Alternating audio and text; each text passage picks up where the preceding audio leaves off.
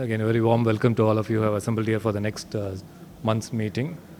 We have a packed session ahead of us for the next 3 hours, so we'll start off from this month on. Probably we'll try and start a little early and also finish a little early so that we can have a dinner and leave by around 9, so that it'll be easy for them to reach home also in time. So for this month, I request our president, Dr. Epan, to come over and give us welcome address, please. Thank you, Perumal. So it's the first time this earlier meeting is being held. I think this time is good. I will fully support it. It's nice. We have to see, however, what the quorum is at 5:30. We'll know with time. And secondly, the first time we have an underground meeting, I think. So it's also one more new session.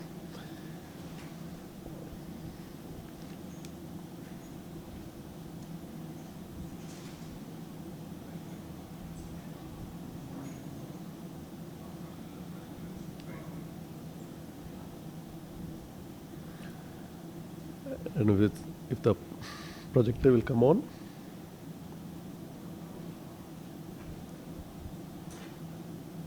Okay.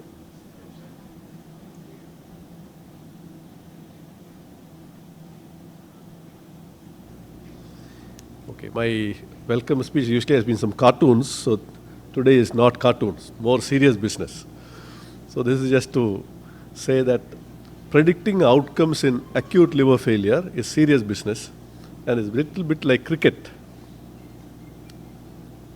So, you know that there are different cricket formats. There is 20-20, one day is 50 overs, and test cricket. Liver failure is like that.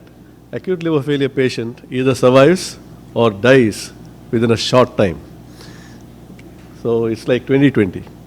Acute and chronic liver failure is a bit like 50-50. One day match.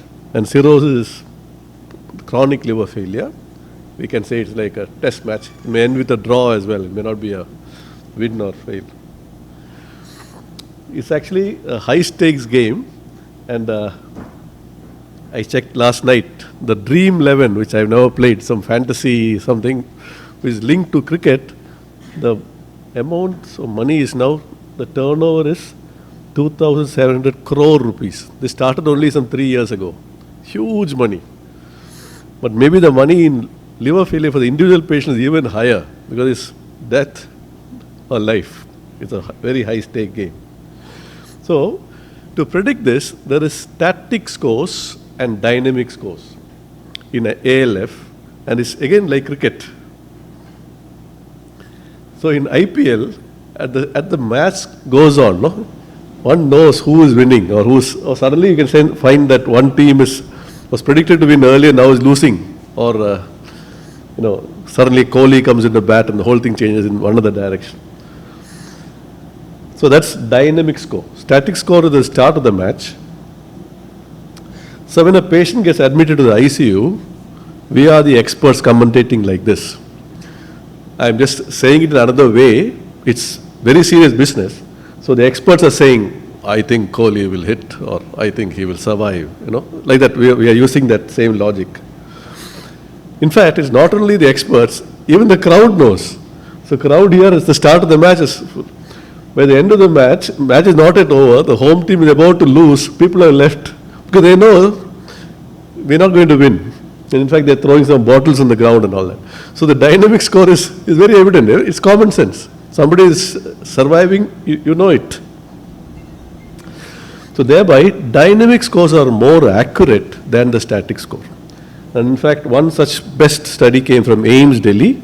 Dr. Acharya was a senior author, showing that compared to MELD, King's College criteria, etc., which have been as a static score at baseline, using this, what they call the ALFED model, ALF early dynamic score, they would repeat it and show that it's more accurate. And in fact, when they compared that, they showed that the day 1 and day 3 scores, in day 3 it's more accurate in predicting survival compared to other predictors. So I'm done there. So I'm just wanted to say that it looks very similar, that the scores used in cricket is what we prognosticate in liver failure. Thank you. Now we'll go to the regular talks. Thank you, sir. Again, always a food for thought to begin with. So For the postgraduate session, I will request the chairpersons, Dr. S. Hema Mala, Dr. Tirumurthy, Dr. Dinesh is around, and Dr. Seshadri to come over and conduct the proceedings, please. So, good evening, everybody. So, we have 3 cases and 1 Indian data discussion. So, we'll start off with this first case, Into the Maze, Out of the Maze. Speaker is Dr. Shakti Srinivas from KMC. Good evening all, to all my seniors, colleagues and my friends. And I thank TNISD for giving me this opportunity to present this case. I am Dr. Shakti. I am a second year postgraduate from DDHT Anna Nagar, KMC.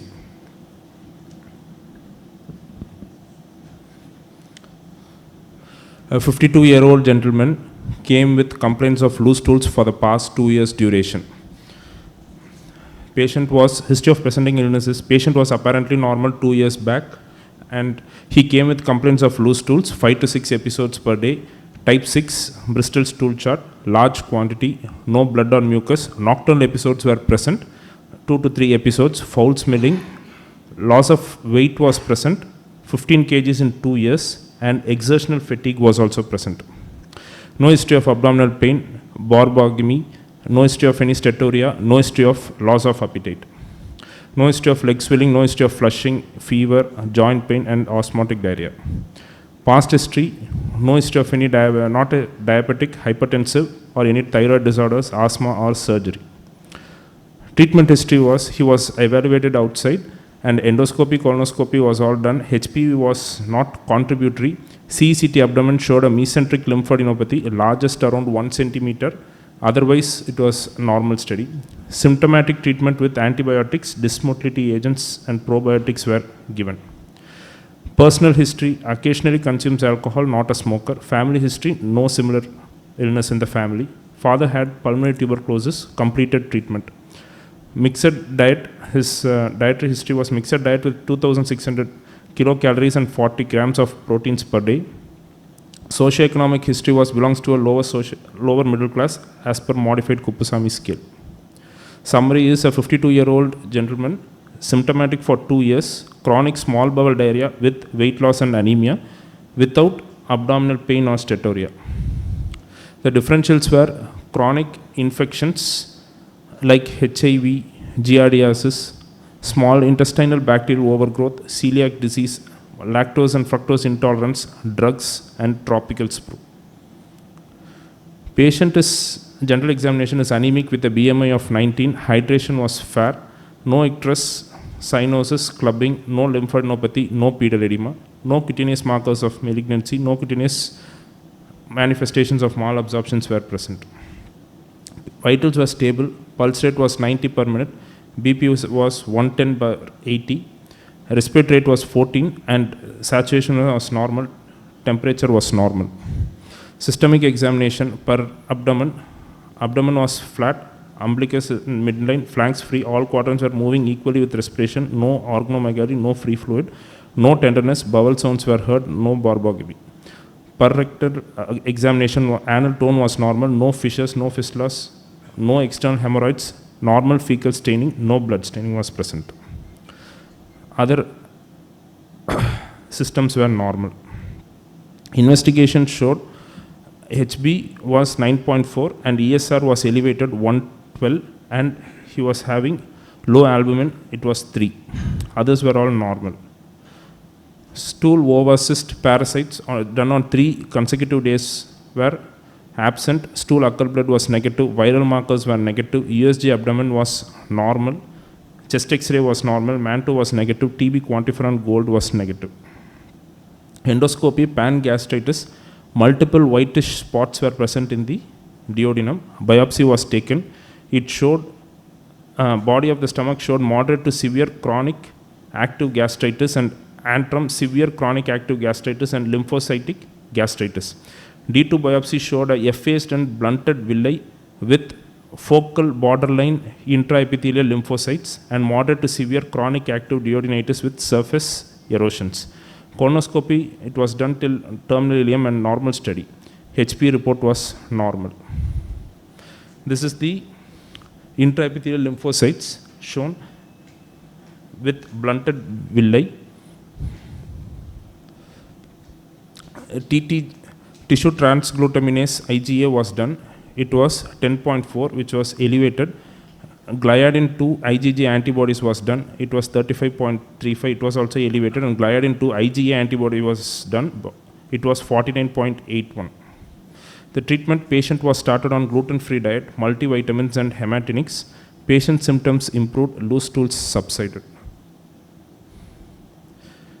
Celiac disease, it is a chronic immune-mediated enteropathy that is precipitated by dietary gluten in genetically predisposed individuals.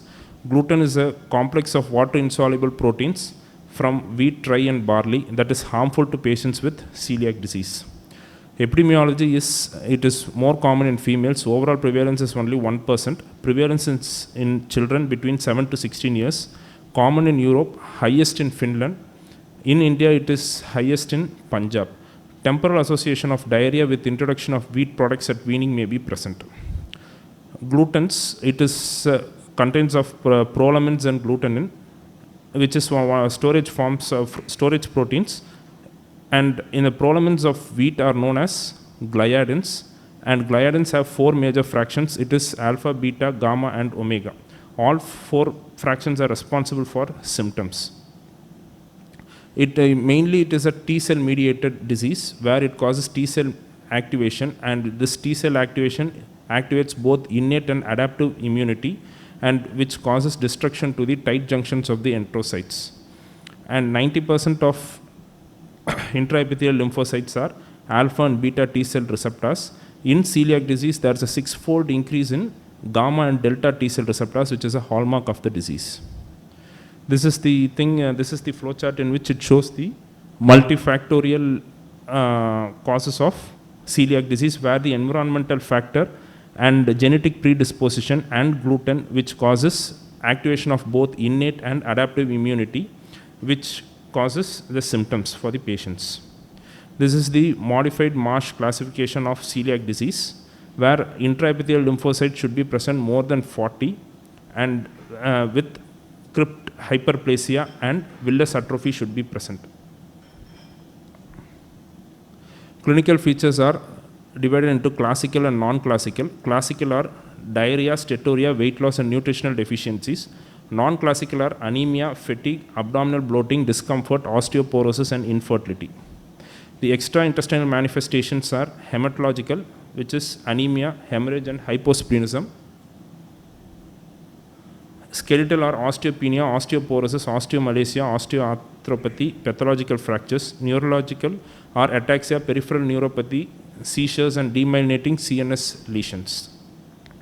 The other manifestations are endocrinological, which are amenorrhea, menarche, impotence, infertility and secondary hyperparathyroidism. Hepatic are transaminitis and autoimmune hepatitis.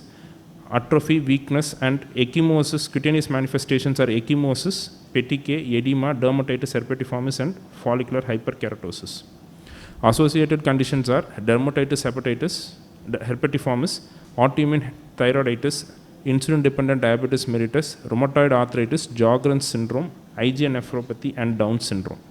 The endoscopy shows scalloping or absence of duodenal fold and has been noted in celiac disease, and it may occur in other conditions like eosinophilic enteritis, HIV, enteropathy, amyloidosis and giardiasis also. Other features are flattening of duodenal folds, multiple fissures and mosaic-like pattern. Multiple biopsies usually are taken from up to 4 to 6 biopsies. From second and third part of duodenum is taken. Biopsy can be taken from the duodenal bulb also. Serology, IgA TTG has a sensitivity and specificity of 98%, and IgG TTG has 70 and 95%, and endomysial antibodies have 85 to 90%. IgA antibodies are antigliadin antibodies. IgA has a sensitivity and specificity of 85 to 90%. IgG has 85 and 80%. And deaminated gliadin antibodies have IgA 88 to 95%, 88 and 95%, and IgG has 80 and 98%.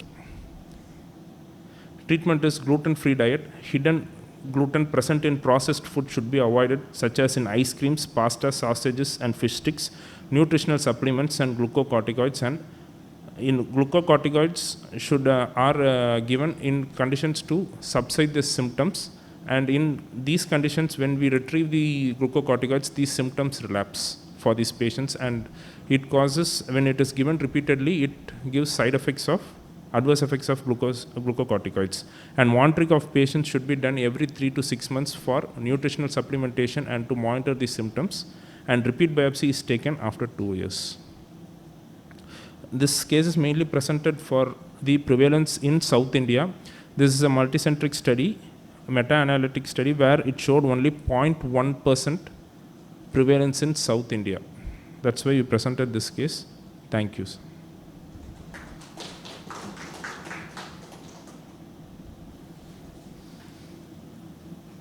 Any questions from the audience?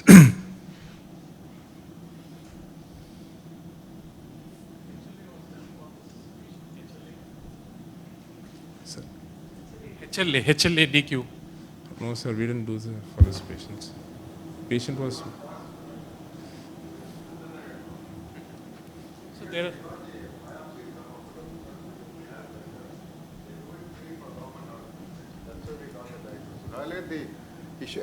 Endoscopy and colonoscopy was done earlier outside, and the biopsy was non-contributory, and patient kept on and was referred by a friend of mine. We thought we'll repeat the endoscopy, and then we had the thing done outside. It was done in Apollo. They only picked up this, and then we went ahead at this with the TTG. That too, we had to ask for response and get the celiac workup. And after this, the patient has improved. Once he has gained weight, his stool frequency has come down to once a day.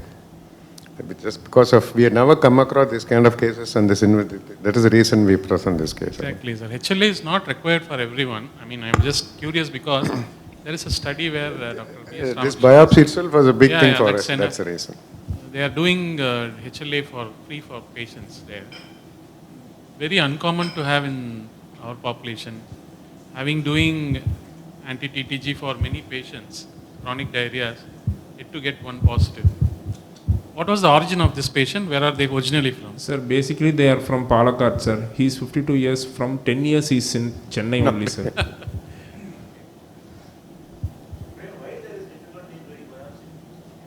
Sir, report biopsy பண்ணிட்டேன் sir. இப்போ earlier பண்ணது it was reported as done elsewhere and came as non-specific.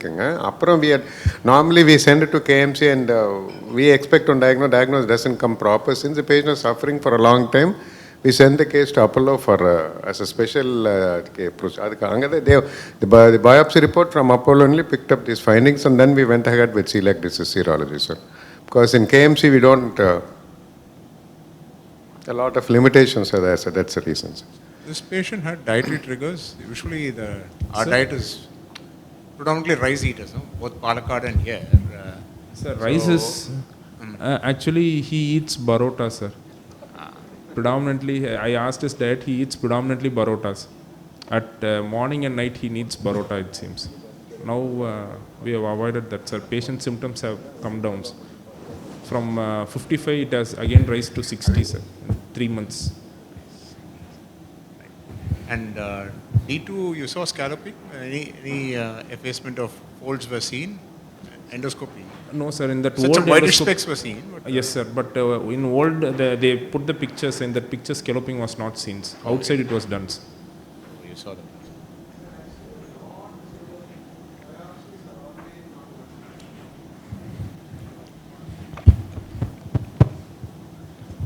To highlight on that particular study you referred to, which Dr. Ramakrishna had done. And this is the point which Charul raised as well, which all of us raised. So the study was conducted in 3 centers. Yes. One was in Delhi, in community-based study. One was Assam and in Vellore, saying that the exposure to wheat would be different. And the study showed that in Delhi it was 1% the prevalence. In Vellore it was 0.1%. And in Assam it was in between the two. That is a well-designed study addressing this question.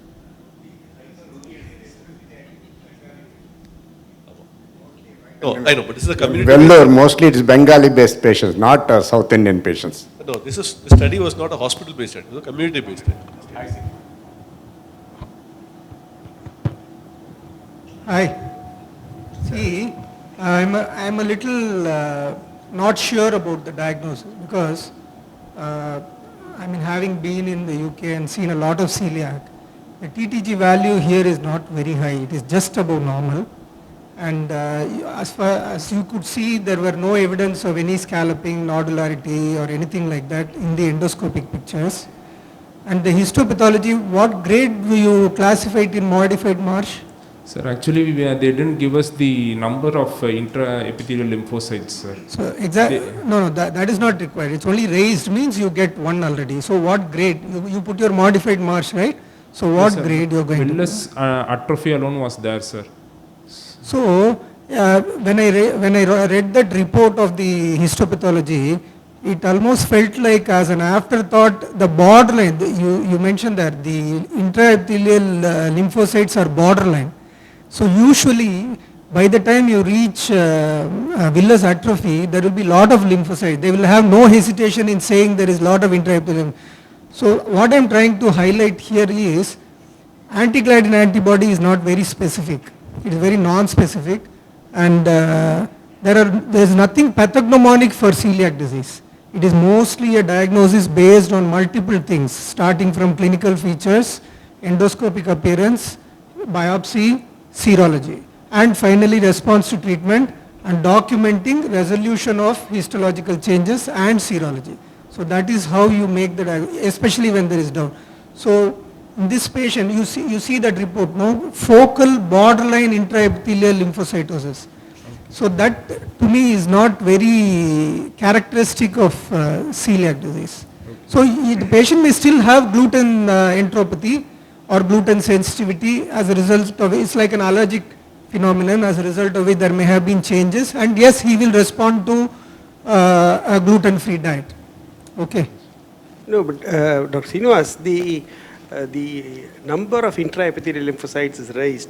It all depends upon the exposure. Now, suppose you take off this Barota that you're taking, for, let's say, for 2 weeks, the histological things will change. I don't think he's been off Barota, no? No, that's so difficult to assess. So if they got a TTG positivity and the patient is responding. No, that is my point, sir. TTG less than 8 is normal. We have only 10. It's not very high. That is what I'm trying to say. And if you do an IgA EMA, it will probably come negative. EMA is more specific. An immunofluorescence test, EMA is more specific than TTG alone.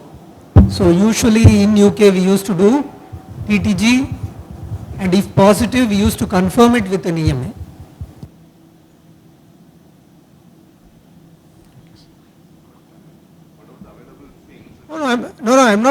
I'm not saying that the patient should not be on a gluten-free diet or anything like that. All I am saying is labeling it as celiac disease is a little borderline.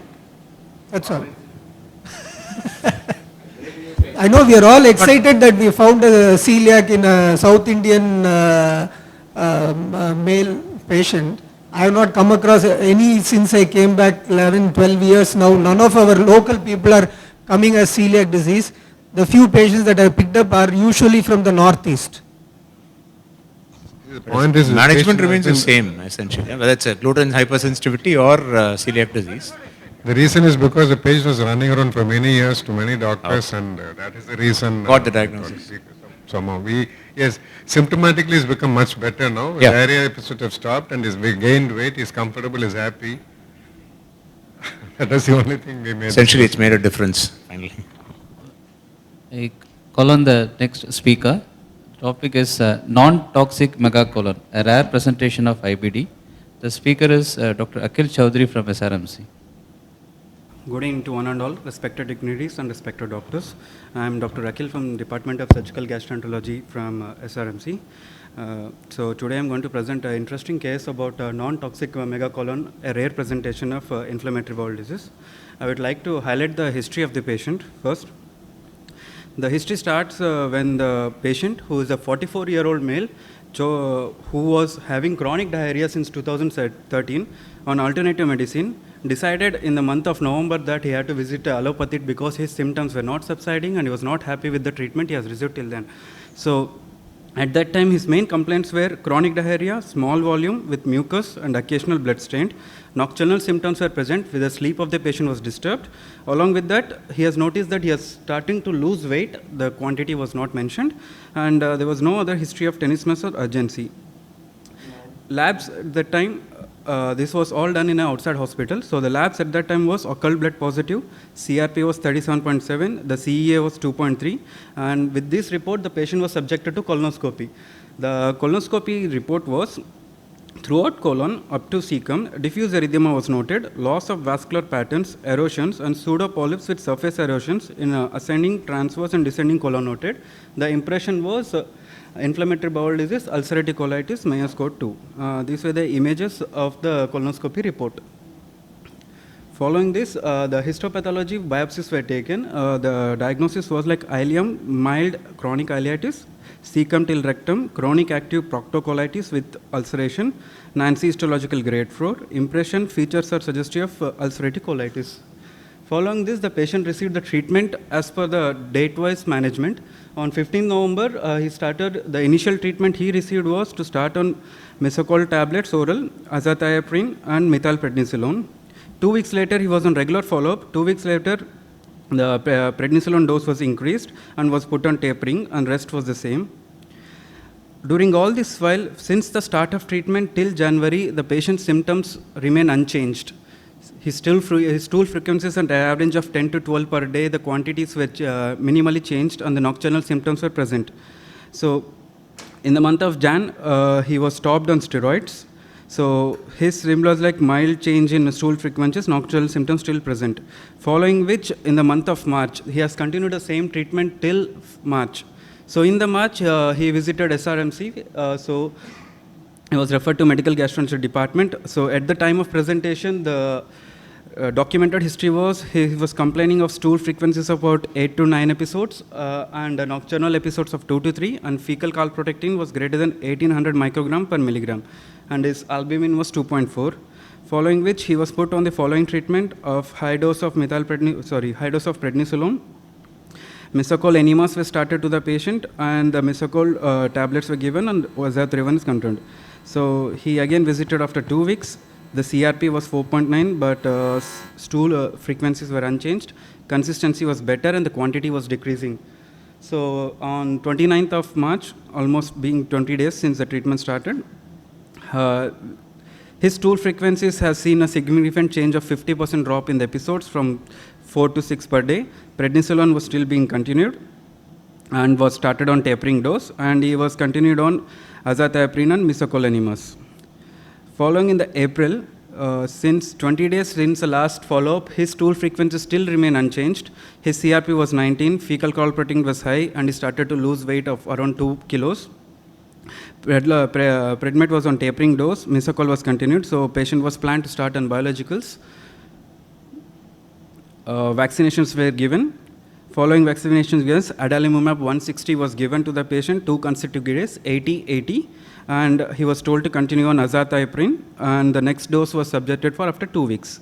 2 weeks later, the reports of calprotectin was still high, albumin was 2.3, but the stool frequencies was 4 to no. Adalimumab 40-40, 80 was given on 2 consecutive days total. So he was told to be on adalimumab every second week, 40 to be given, and along with that azathioprine was done. So since starting of biologicals of 1 month, his calprotectin has come down from 1800 to 200 fecal, and the patient had new complaints of back pain and was diagnosed with osteopenia, and he was started on vitamin D supplements. So later, 2 weeks later, patient again received adalimumab, and he was still continuing azathioprine, and his calprotectin was 50 micrograms. So during this period of time, the patient has noticed that his stool frequencies have come down completely and suddenly started having features of chronic constipation, and passing minimal quantity of stools.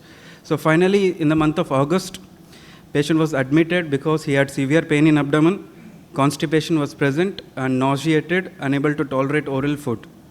So his history was pain in abdomen since 1 week, but he was having in the past continuous 1 month, but since 1 week increased, diffuse and colic in nature, associated with chronic constipation, passes minimal quantity of stools with straining, not able to consume food, decreased appetite, but there were no complaints of fever, vomiting, melena or hematochezia.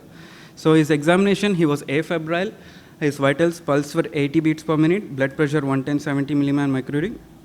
Per abdomen examination, non-distended, soft abdomen, non-tender, no guarding or rigidity, no free fluid. Per rectal examination was normal and rest of the systemic examination was. His labs suggestive of hemoglobin of 8.5 and his total counts were 9,970 and CE was 6.25 and CRP of 1.1 and albumin was 1.8. So with this labs and findings, the patient was subjected to imaging. So imaging, there were quite a couple of interesting facts noted in the imaging. You could see that there was an entire dilatation of a large bowel, and along with that there was the descending bolus was completely filled with stools. And ascending colon, you can see that there is a layer of gap between the outer wall and inner wall, which was suggestive of upliftment of the mucosa denudation. So there was dissection along the mucosal lines leading to upliftment from the submucosa, and also there was air seen in the mucosal beneath the mucosa suggestive of nematosis coli. So similar image can be seen here in the transverse colon. Stools were filled, along with that upliftment of the mucosa was seen, or dissection of the mucosa. So here we can appreciate the dilatation of the cecum very well.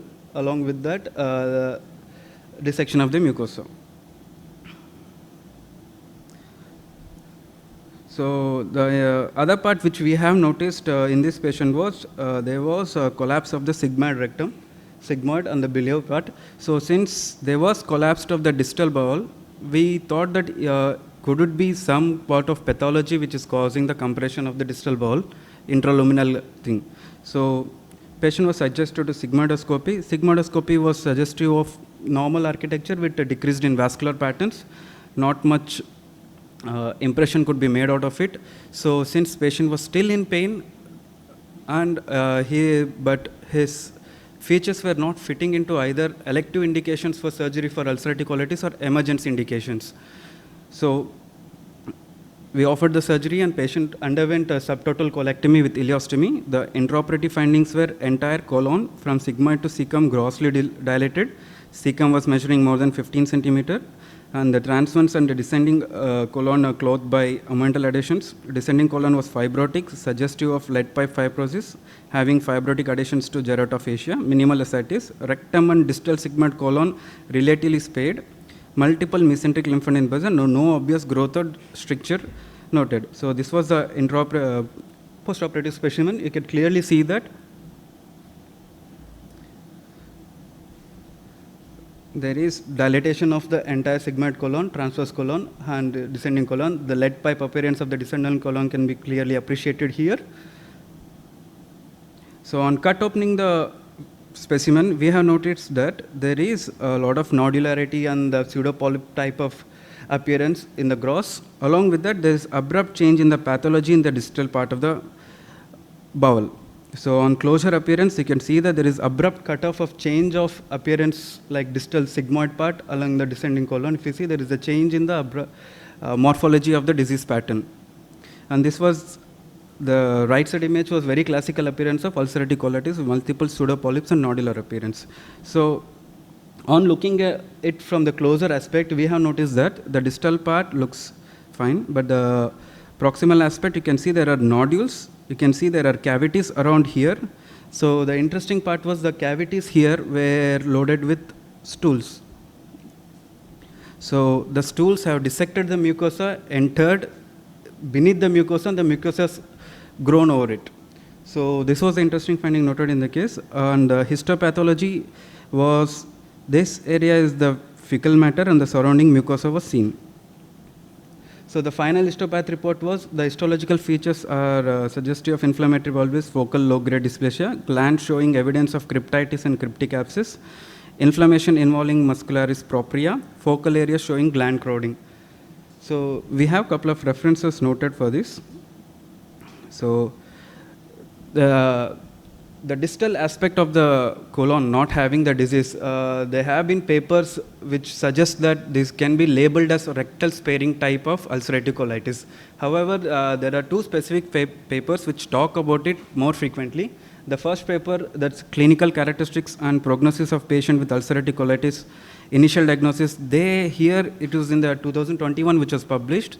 The authors try to show that rectal sparing type can be diagnosed in the initial part of the disease as the first diagnosis. However, since the distal part is spared, there will be a misdiagnosis.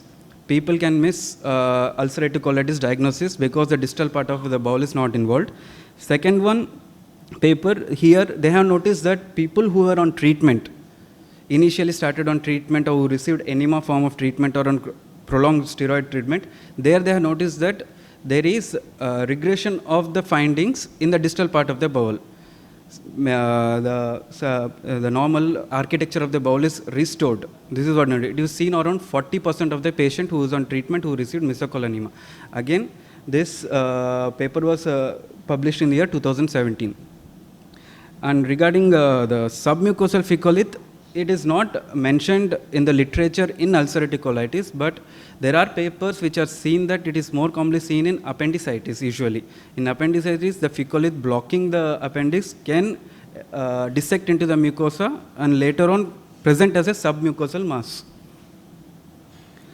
So the follow-up, the patient gained 15 kg since 2 months, tolerating normal diet, appetite good, ileostomy functioning very well. He is very happy with the symptomology of him. He is able to have a good sleep and tolerating food well. So concluding, the interesting findings noted. So the patient neither fitted into emergency indications of surgery or elective indications of surgery in case of ulcerative colitis. Emergent conditions are like fulminant colitis, perforation, toxic megacolon, and massive hemorrhage. And elective indications, disease activity, refractive medical therapy, malignancy, intestinal dysplasia, complications related to side effects of chronic medical therapy. So the other interesting part is rectosigmoid sparing of the disease and abrupt transition in the disease morphology of bowel, and colonic mucosal dissection, submucosal ficcoliths, and pneumatosis coli. These are the aspects of this case. Thank you.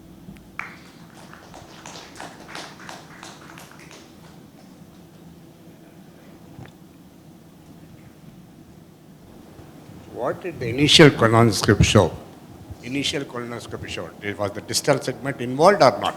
Sir, the report mentioned that You are not done it. You are not done it. No, sir. Distal colon was involved. That is what the report is mentioning. That's okay. We'll take it for that. Yes, sir. Because of a mesocal enema, that distal portion is all right. You are in high dose of mesocal enema, Yes, right? sir. That's one. Yes, In those days when we were using salizopyrin, mesocal was not available. Yes, sir. I have published 30 cases of rectal sparing in ulcerative colitis. Yes, sir. That's one question. That's not new to us. Yes, Second is, what happened to the plain X-abdomen? Sorry. Plain abdomen would have given you the diagnosis. You don't believe in that? Don't you think plain X-ray will give the... Yes. The first thing is a plain X-ray, no? Where is that? That is the scam. That's all. They call it in some other name. They don't call it as that. So it's plain X-ray abdomen. Scout film is not. That's not. They don't call it scout.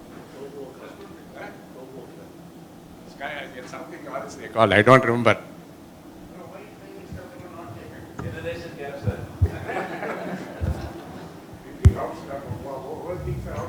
No, sir, not like that. Why a plain X-ray abdomen was not taken? And when the distal part is all right, Shankar, why did you not do a total ilioproctectomy, ileorectal anastomosis? Why did you do the total proctocolectomy?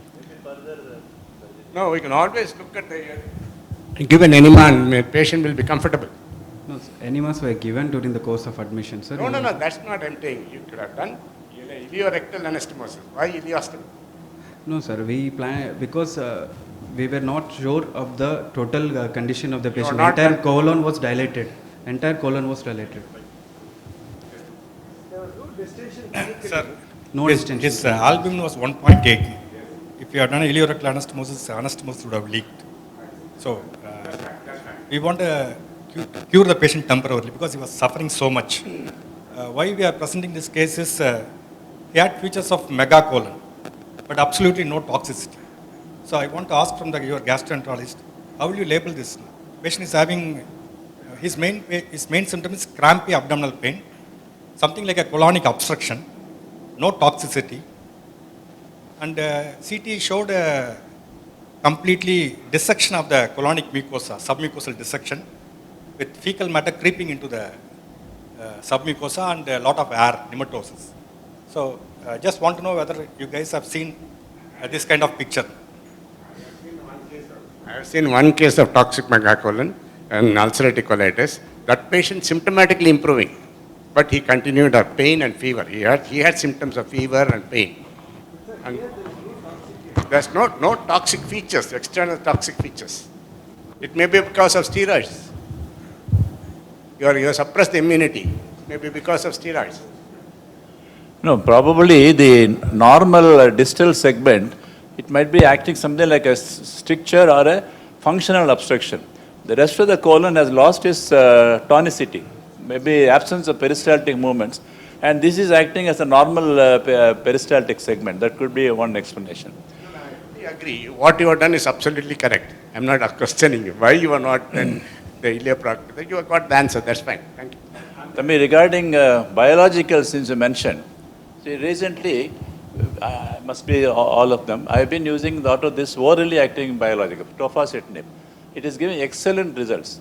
For example, if azathioprine, if you started using, it took some time because we know it takes at least 4 to 6 weeks for azathioprine to establish efficient levels. So tofacitinib you could have used instead of using parenteral adalimumab. So this is one suggestion I have. Actually, as far as the indication of emergency indication of surgery for ulcerative colitis is concerned, one is fulminant colitis. Patient is not responding to your treatment. You are not able to induce remission. Second one is toxic megacolon with impending perforation, or already patient has perforated, or massive bleeding. All these indications, which are emergency indications, will end up in a ileostomy. There is no primary anastomosis. We will not even touch the rectum. Our resection will be somewhere in the rectosigmoid or sigmoid because pelvis is not touched, so that we can do a definitive surgery at a later date. We can do a ileal pouch or ileorectal anastomosis. So emergency surgery always ends up in a ileostomy. This is a very peculiar presentation. Patient had megacolon but no toxicity, and we were not knowing whether to go in or not, because the patient doesn't, as sir was telling correctly, the colon was not moving. The colon was not at all moving. Sir, first of all, in an ulcerative colitis, if it's not responding to steroids or conventional treatment, we have to see whether we are missing some infections. First of all, we have to go in and take biopsies for CMV or other infections, which we have to do. At the time, we would have seen that. And the question of dissection of this fecal matter, in the histology, there is no comment on it. So maybe there are mucosal bridges forms between pseudopolyps and pseudopolyps. Some stools may get stuck up. And the pathology of toxic megacolon, what happens is the inflammation goes beneath the muscularis propria, and it inflames the nerve endings. So they go for a spasm. Because you have toxicity, they manifest with fever. Here it is just the spasm that can explain the so-called constipation and the immobile colon that would have caused this thing. So maybe the reason why the megacolon happened is the inflammation has gone very deep. See, I'll look at it the other way. You have treated him so well. You have cleared him of all his inflammation. He's now got constipated. So what is very important is, during follow-up, every visit, you must check with him how his bowel movements are. If he says, I'm doing well, you shouldn't be happy with that. You must ask how many times he's going, what is the consistency of the stool, all those things is very, very important. I have a feeling that this person has been constipated for a long time. As a result of which, see, you see that megacolon, it is not air, it is stools, it's full of stools. It is a constipated colon.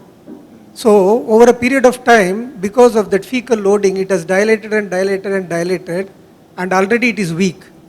That is why you got all those stools leaking into the submucosal spaces and all that. So, I wouldn't call this a complication of ulcerative colitis. You have done an excellent treatment for him, and in follow-up he's been constipated.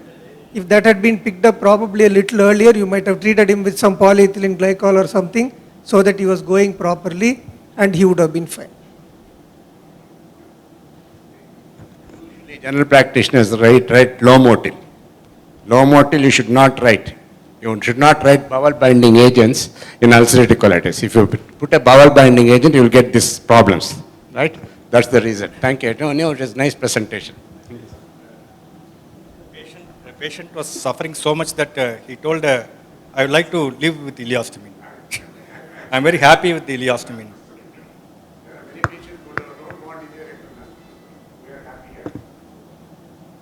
So what medication is he on now after colectomy? We have not started him on any medications, ma'am. So does he need? Sorry, ma'am? So does he need medications in the future now? Okay, he's a surgeon. Okay. No, that's... No, ma'am. Thank you. Thank you.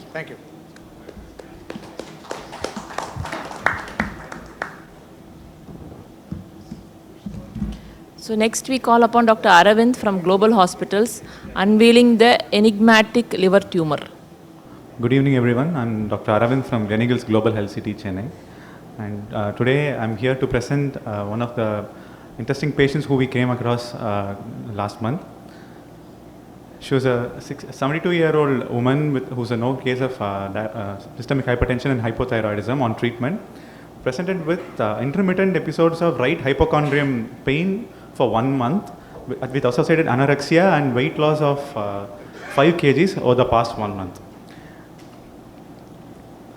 And on clinical examination, the vitals were stable. There was no pallor, icterus, pedal edema, and the BMI was 27.3 with and there was no palpable organomegaly on clinical examination. Her baseline lab investigations, including liver and renal biochemistry, were within normal limits. On ultrasound abdomen, we picked up a heteroechoic mass lesion of size 11 by 9 with multiple irregular cystic areas with minimal internal vascularity in the right lobe of liver. And the rest of the liver parenchyma was appearing normal in size and echo texture. And her AFP and PIFCA2 were within normal limits.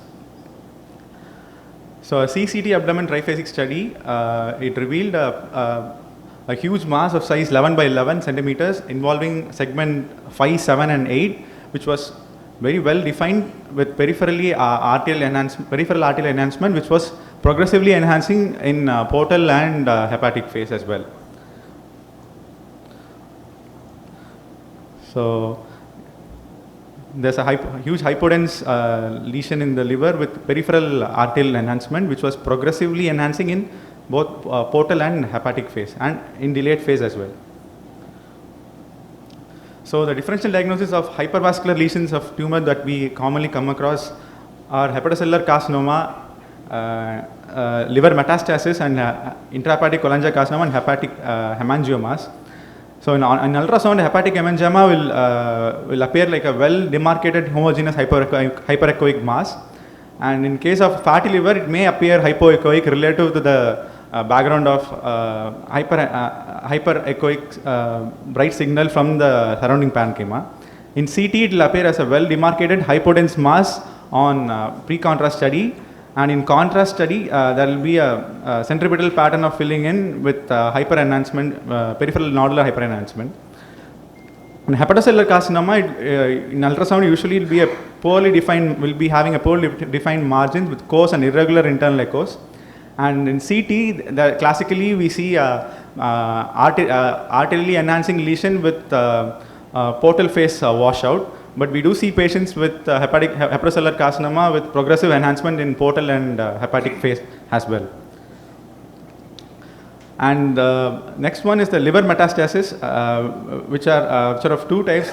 The liver metastasis that occurs from colon, stomach and pancreas in CT appear hypodense in contrast to the bright liver parenchyma, surrounding liver parenchyma. But in case of metastasis from a neuroendocrine tumor, it appears as a rapidly enhancing lesion in arterial phase as well. So the most significant history that the patient gave was that the patient had undergone a surgery for intracranial tumor, which was in the right parietal lobe of the brain, and it was found that it was a hemangiopericytoma of brain. And following cranioplasty and excision, the patient completed a fraction of 34 fractions of radiotherapy by April 2019. After that, the patient was not in follow-up, and the patient was doing completely well until the past 1 month. So, after studying the liver volume, the patient was found to have adequate left lobe of liver and a caudate lobe. So, the patient was subjected to right hepatectomy. So, this is the histological finding that the patient of the tumor. It was having a markedly cellular neoplasm with haphazardly arranged ovoid to spindle cells, and these wedge-shaped structures that we see are called the staghorn-shaped blood vessels, which I do agree that it's not looking like a staghorn, but classically they consider these kind of ectatic veins as staghorn veins because they have acute angled borders, which is a classical feature of hemangiopericytoma. And the other feature is that it has got in high power field, this tumor was found to have severe nuclear pleomorphism with brisk mitotic rate. And this is a field which shows staghorn vessels with interspersed areas of tumor necrosis, which is a feature of malignant nature of the disease. And the Ki-67 index of this patient, of this tumor, was 25%, which is high. And STAT6 is a membranocytoplasmic stain, which was highly positive in this patient, and it is a very highly sensitive marker for hemangiopericytoma. That is, in recent days the term hemangiopericytoma has been changed to solitary fibrous tumor, and the areas that are stained brown are STAT6, and behind the background of blue cells that we are seeing. So this patient has got a significant STAT6 positive, which is very specific for hemangiopericytoma. So these are pericytes. This is a diagram which shows pericytes. These are cells that are surrounding, that usually surround the capillaries and post-capillary venules. These are supportive cells which help in the normal functioning of capillaries. So in CNS, they are very important in formation of blood vessels and maintenance of blood-brain barrier and regulation of immune cell entry into the CNS. So it is a very uncommon tumor of mesenchymal origin, which can occur anywhere in the body. Most commonly it occurs in the brain. Wherever there are capillaries, this has the potential to occur. And unlike meningiomas, hemangiopericytoma is a very aggressive tumor with a high propensity for local and distant metastasis and recurrence. So the incidence of this tumor is 0.06 per 100,000 individuals, which is very rare, and the incidence is equal among male and female. The peak incidence is between 40 and 70-year-old, and it can either be benign or malignant. The malignant nature of the disease can be identified by the combination of certain characteristics like high mitotic index, large tumor size, high degree of cellularity, presence of immature tumor cells, and presence of hemorrhagic or necrotic foci. So in this study, it has been study done by Mercer. It has been shown that the recurrence rate is about 10 to 30%, and over 25% of cases who have recurrence following following complete resection. Following complete resection, about 25% of patients have recurrence. And the first recurrence tend to occur more than 5 years after the initial resection in at least 23% of patients. And the overall rate of extracranial metastasis was about 28%, and the minimal time for recurrence is between 3 months and 31 years. So the common site of metastasis recurrence are are bone, lung, followed by lung and pleura, followed by liver and vertebra. So the gold standard treatment for this tumor is excision, followed by radiotherapy, which has proved to be showing some local improved local control and overall survival. Chemotherapy has been given in some patients, but the role of chemotherapy is still controversial. So following excision, our patient was discharged and she's currently on follow-up. And there are no guidelines, which is consensus guidelines for a specific duration of follow-up for this patient and surveillance. Thank you.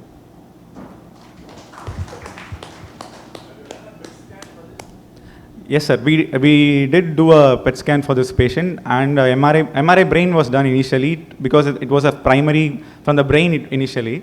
So we did a MRI brain which was normal, and followed by we did a PET scan which was also normal. I mean, before the excision of the tumor, we did a PET scan that was showing enhancement only in the liver, and other areas were normal. Yes, we consider it as a metastasis, sir, because studies have shown that the recurrence can happen anywhere in the body, which could be a seeded metastasis which had happened long time before, and it is also a very slow growing tumor at times. There are two kinds. It can be benign and malignant, but the benign tumor, what we think is that the benign tumor must have become malignant later. So that is what, because the patient had undergone PET scan even before when he had a primary in the brain. Following excision, it was normal. The PET scan was normal, and now the PET scan has picked up a lesion in the liver.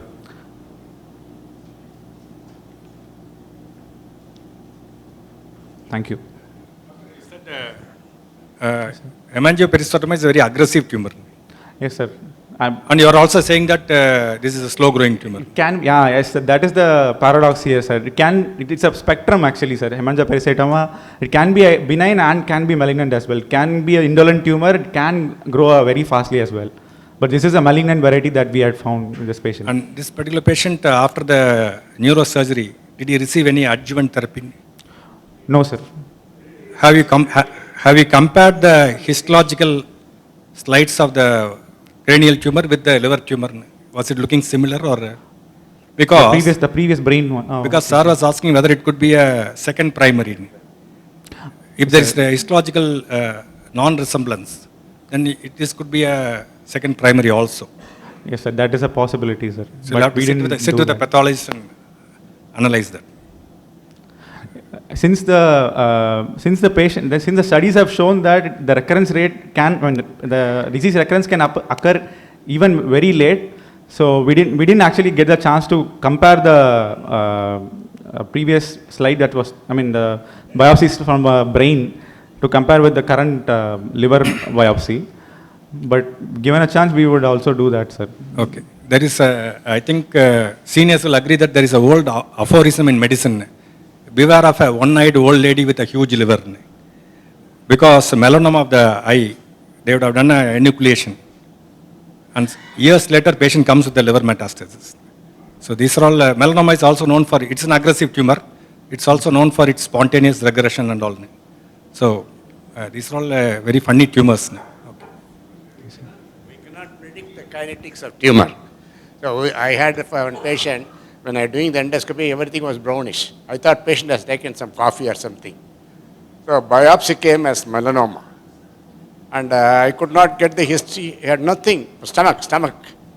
Submucosal layer, biopsy came as melanoma. I could not get the history. But Professor Madanagopal went to the patient and asked, what, any surgery? He gives history of a surgery of piles 40 years back. No histopathology report. So it can take any length. Usually your oncologist says if there is 5 years survival, it's only another tumor, not the same tumor. That's the usual. I don't know what the present day concept of the oncology. Now we call upon Dr. Deepak Kannan to present a review of Indian literature on gastric cancer. Very good afternoon all, and I want to thank for giving me this chance to present in TNISG. And so today's session, last session, PG session, is an Indian literature on a gastric cancer. So today's topic outline we'll be dealing with epidemiology on the Indian side and the risk factors associated with development of gastric cancer in India and the clinical manifestations, and then thing about the young onset gastric cancer, then early gastric cancer, then PET CT and staging laparoscopy. Is there any role in the Indian setting? And the multimodality management done in an Indian setting. And last, the treatment delay. So the gastric cancer worldwide in 2020 data, it is the 5th most common cancer, and it is the 4th leading cause of death. But the incidence and mortality are declining, one because of a better socioeconomic development and better food preservative practices are being followed now. So the Globocon 2022 data of incidence rates per 1 lakh population, the India stands at around 7.7 to 11.2 in males, and in females it stands at 3.3 to 4.3 in the females. So the males are more prone to develop a gastric cancer than the females. And regarding the number of new cases which are diagnosed in both sexes, the stomach cancer accounts for about 5.6% in the global level, and then deaths, it accounts to around 7.7%. So moving on to Indian epidemiology, we divide into the 3 decades. One is in the 1990s to 2000, then 2000 to 2010, then 2010 to 2020. The first journal was published in 2002 in the Indian data. At that time, the highest incidence of cancer rate was found first in Chennai, both in 1990 to 1996, and the gastric cancer we ranked number 1 at the time of 1990 to 1996. So the same study, they showed in Mumbai, the cardiac and the fundus tumor increased from 13% to 23% over a period of around 40 years. But most of them, around 95% were belonging to adenocarcinomas. So in the 90s period, when almost 90% of them were diagnosed at an advanced stage, and at the time of surgery, around 70% of them had serosal infiltration. Then in the second decade study by Rajesh P. et al., they showed that though Chennai belongs to number 1 at that time, they found that Mizoram has been found to have a higher incidence than the South Indian states, and excluding the Aizawl district. The Aizawl district alone had contributed to greater proportion to all sort of cancers in India, especially to gastric cancer. So Mizoram had a relative proportion of around 29.9% in this study. And coming to 2010 to 2020 study, actually this is a statistician by, we would like to thank him, Dr. R. Swaminathan, for contributing his slides. It was a cancer registry which is found in Adyar. They have found, like among all the metropolitan cities, Chennai belongs to a higher incidence of gastric cancer. And compared to entire India, the Mizoram stands 1 in the incidence of gastric cancer. In Tamil Nadu and other metropolitan cities, as we see now, from 1980s to latest 2016, there has been a declining trends in the incidence of gastric as well as the esophageal cancer.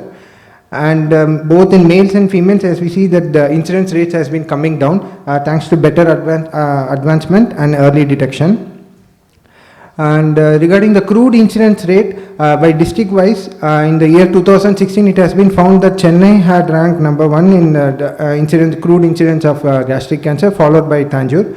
Regarding the gender wise distribution, it has been found that Kanchipuram district had a higher incidence, followed by Tiruvallur district. In females, the Chennai had a higher incidence, followed by Ramnath district. So the Indian data on the gender wise incidence, as we see the studies from 2013 to 2020-23 by Manzoor et al. And Ashish and Arun Kumar, Chand et al., Sunil Kumar et al. In New Delhi, and Romsho GJ in Kashmir, and Smriti et al. In northeastern India. As we see, the males comparatively have a higher incidence or chance of developing a gastric cancer. So the global incidence of gastric cancer in male to female were 2.5:1, which is almost the same even in most of the Indian studies. So we'll move to risk factors. We'll divide them into the lifestyle related risk factors and H. pylori associated, and then will be your dietary habits and your genetic relationships. And lifestyle risk factor, most of the studies, either in global level or in Indian studies, they have found like smoking, alcohol, all increases the risk of gastric cancer. And we are interested more in type of tobacco what the Indians are consuming. Actually, the Mizoram population has a weird way of consuming the tobacco. They have 2 types of tobacco consumption called as mesial and tubur. The mesial is a locally made tobacco rolls which are manufactured by locally, and the tubur is a smoke-infused water, tobacco smoke-infused water they are consuming. So these they have found to have a higher odds ratio of development of a gastric cancer. Actually, they don't not only precipitate a gastric cancer, even a oropharyngeal, cricopharyngeal, esophageal cancers are also more prone in patients consuming these type of tobacco, and it has been found more in the Mizoram area. And related to H. pylori, the interesting thing in this slide is the prevalence of the H. pylori infection in India as such on 2000 or even now it is more than 75%. But despite this much high prevalence of an H. pylori, we seem to have a very low incidence of gastric cancer associated with H. pylori. So the males had a really relative risk of less than 9.1 with females of less than 3.6. So, Dr. Jimmy Narayan et al. In the journal published, they have taken 50 cases of suspected gastric cancer along with the 50 case controls, and they have found in their study that there has been a higher incidence of gastric cancer in the pyloric and the antral region, and the intestinal type was more common, and but regarding the H. pylori association as such with the gastric cancer, they were not able to give a significant association. So there are a few more studies which have taken a case as well as a control based study, where the cases with the gastric cancer, as you see, has a very less percentage than when compared to the non-ulcer dyspepsia associated with the H. pylori. But as such, we are not telling that H. pylori is not a causal agent. H. pylori can act as a cofactor when provided the patient has environmental as well as a genetic exposure. All contributing together, they can develop a risk of a gastric cancer. And the genetic mutations associated with H. pylori, there has been an independent risk with cytochrome P2E1 and well as the P53, and there has been some protective role with the cytochrome P1 and E2. And regarding the role of KRAS in the Indian setting, the studies are not yet been published that much regarding the KRAS mutation causing a gastric cancer. So moving on to role of the dietary factors, Richa et al. She has found that some components of a diet decreases the gastric risk. One is your green yellow vegetables and allium vegetables. Allium vegetables are nothing but your garlic and your onion and your fruit, citrus fruits and flavonoid and green tea. Provided it's green tea, because I'll be talking about next slide about some other tea. And there has been increased risk with the salty foods, smoked foods and red and beef meat, and excess of grilled meat and fish consumption. And there has been an Indian enigma regarding the development of a gastric cancer. We see that south and the northeastern people almost more or less consume the same variety of food. Like we both consume salty fish, and more usage of pickles are there, and high rice intake consumption is there, and along with the smoked dried. So the northeastern people and the South Indian people more or less have a higher incidence of a gastric cancer than the North Indian people. Because why the North Indians mainly have a less incidences, they have mainly a wheat-based consumption, and majority of them are vegetarian, along with a high consumption usage of turmeric and garlic and curcumin, which have an anti-cancerous properties, can be one explanation for the North Indian people having a very decreased risk. But that was until 2022. But same 2022. There was a journal from Mizoram as well as from Kashmir. This is from Mizoram, and they have found there has been a high incidence of gastric cancer in people consuming som. Som is nothing but a fermented pork which the people of Mizoram used to consume, and you see there has been high association with the kynine, tubur and smoked food and alcohol drinking in this Mizoram study by Chakrabarti et al. And there has been a particular thing regarding the role of a Kashmiri diet in the development of gastric cancer. Though not people tend to have a less incidence, but the studies from Kashmir has found that in North they have a higher incidence of gastric cancer, especially because of the diet. The diet consumption mainly because of sun-dried foods and dried fish and kiwa and tobacco and Kashmiri salt tea. The Kashmiri salt tea, why? Because the Kashmir, as you see, it's a more of they have experienced more winter, so these people tend to consume more of tea.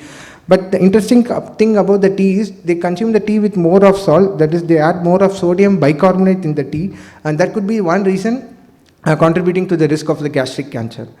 And in this study they have found like Kashmir people actually have an 40% increased risk, and compared to other metro cities they have a 3 to 6 times more risk, but the global difference between male and female was 2.7, but in Kashmir it accounted to 3.17 to 1:1. So regarding the South Indian diet, there are two studies published by Matthew et al. And Sumati B et al. And they have told that there has been a high risk of chili consumption and high temperature food consumption, and alcohol usage and pickles can be one contributory role. But the interesting thing is there has been a 55% reduction of risk of gastric cancer with the consumption of pulses. And the two studies, they didn't contribute much regarding the role of cigarette smoking and tobacco chewing. So regarding the genetic factors, there has been many publications coming on HER2/neu mutations in the esophageal gastric cancer as well as in the gastric cancer. One such study, it was presented in Kid Y, and they have found like HER2 expression, overexpression was found in around 22.4% of the gastric cancer, and this has been statistically significant in patients with male gender and the intestinal type of gastric cancer and moderately differentiated gastric cancer. And the HER2/neu expression is independent of an H. pylori infection.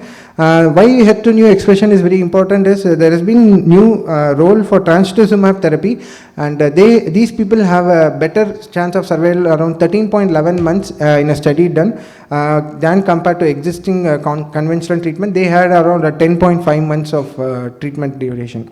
So there has been minimum at least 3 months increase in the life expectancy by using a trastuzumab therapy.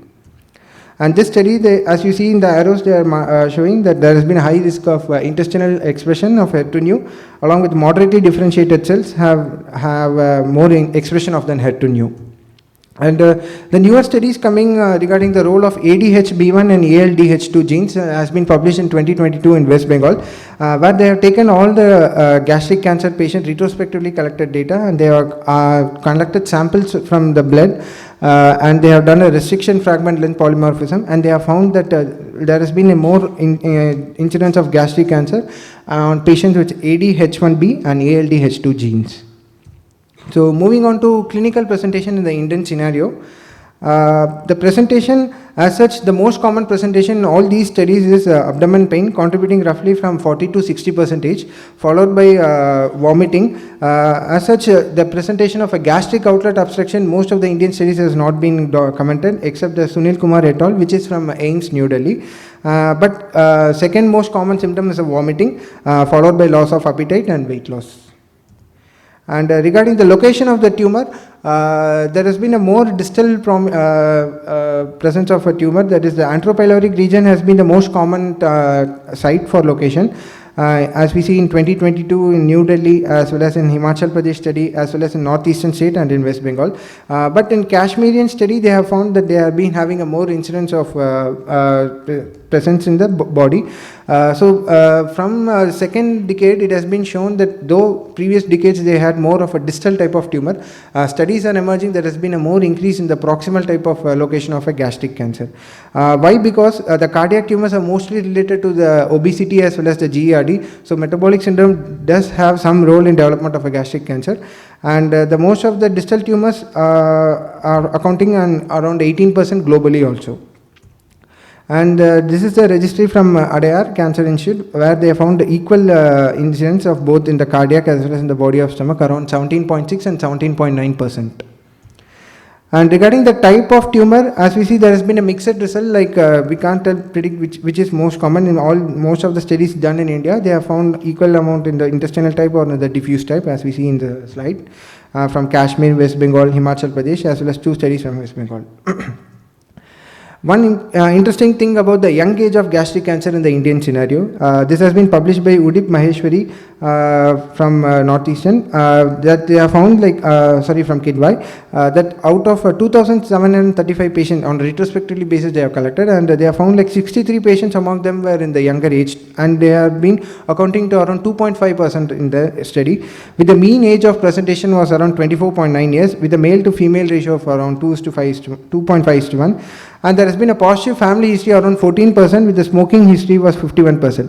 But the interesting thing about the study is the Indian incidence of young age is expected to be more than the global average, and most of the young age people, they present a very advanced stage, and so the survival is also very poor in patients who are presenting with a young age. As we see in their study, on overall follow-up around 1 year, patient with the metastatic disease around 21.2% were able to survive, whereas non-metastatic, their overall survival rate was around 29.4%. And we like to thank Dr. Ashutosh Mahapatra for presenting this, sharing his valuable information through telephonic conversation. And this study has been accepted now in international journal, and it is going to be published within a 1 or 2 months period. And this is actually the first Indian study in the Indian scenario with the early gastric cancer, where they have taken around a period of 6 months, 1033 gastroscopies they have performed, and they have found around 8 cases, and all these 8 cases have been successfully treated with an endoscopic resection by ESD and EMR. And the one important thing is the average procedure time they have taken was around 7.13 to plus or minus 4.8 minutes in that study. And further updates regarding the study will be dealt once it has been published. So the next thing is management regarding the role of PET-CT in the gastric cancer in the Indian scenario.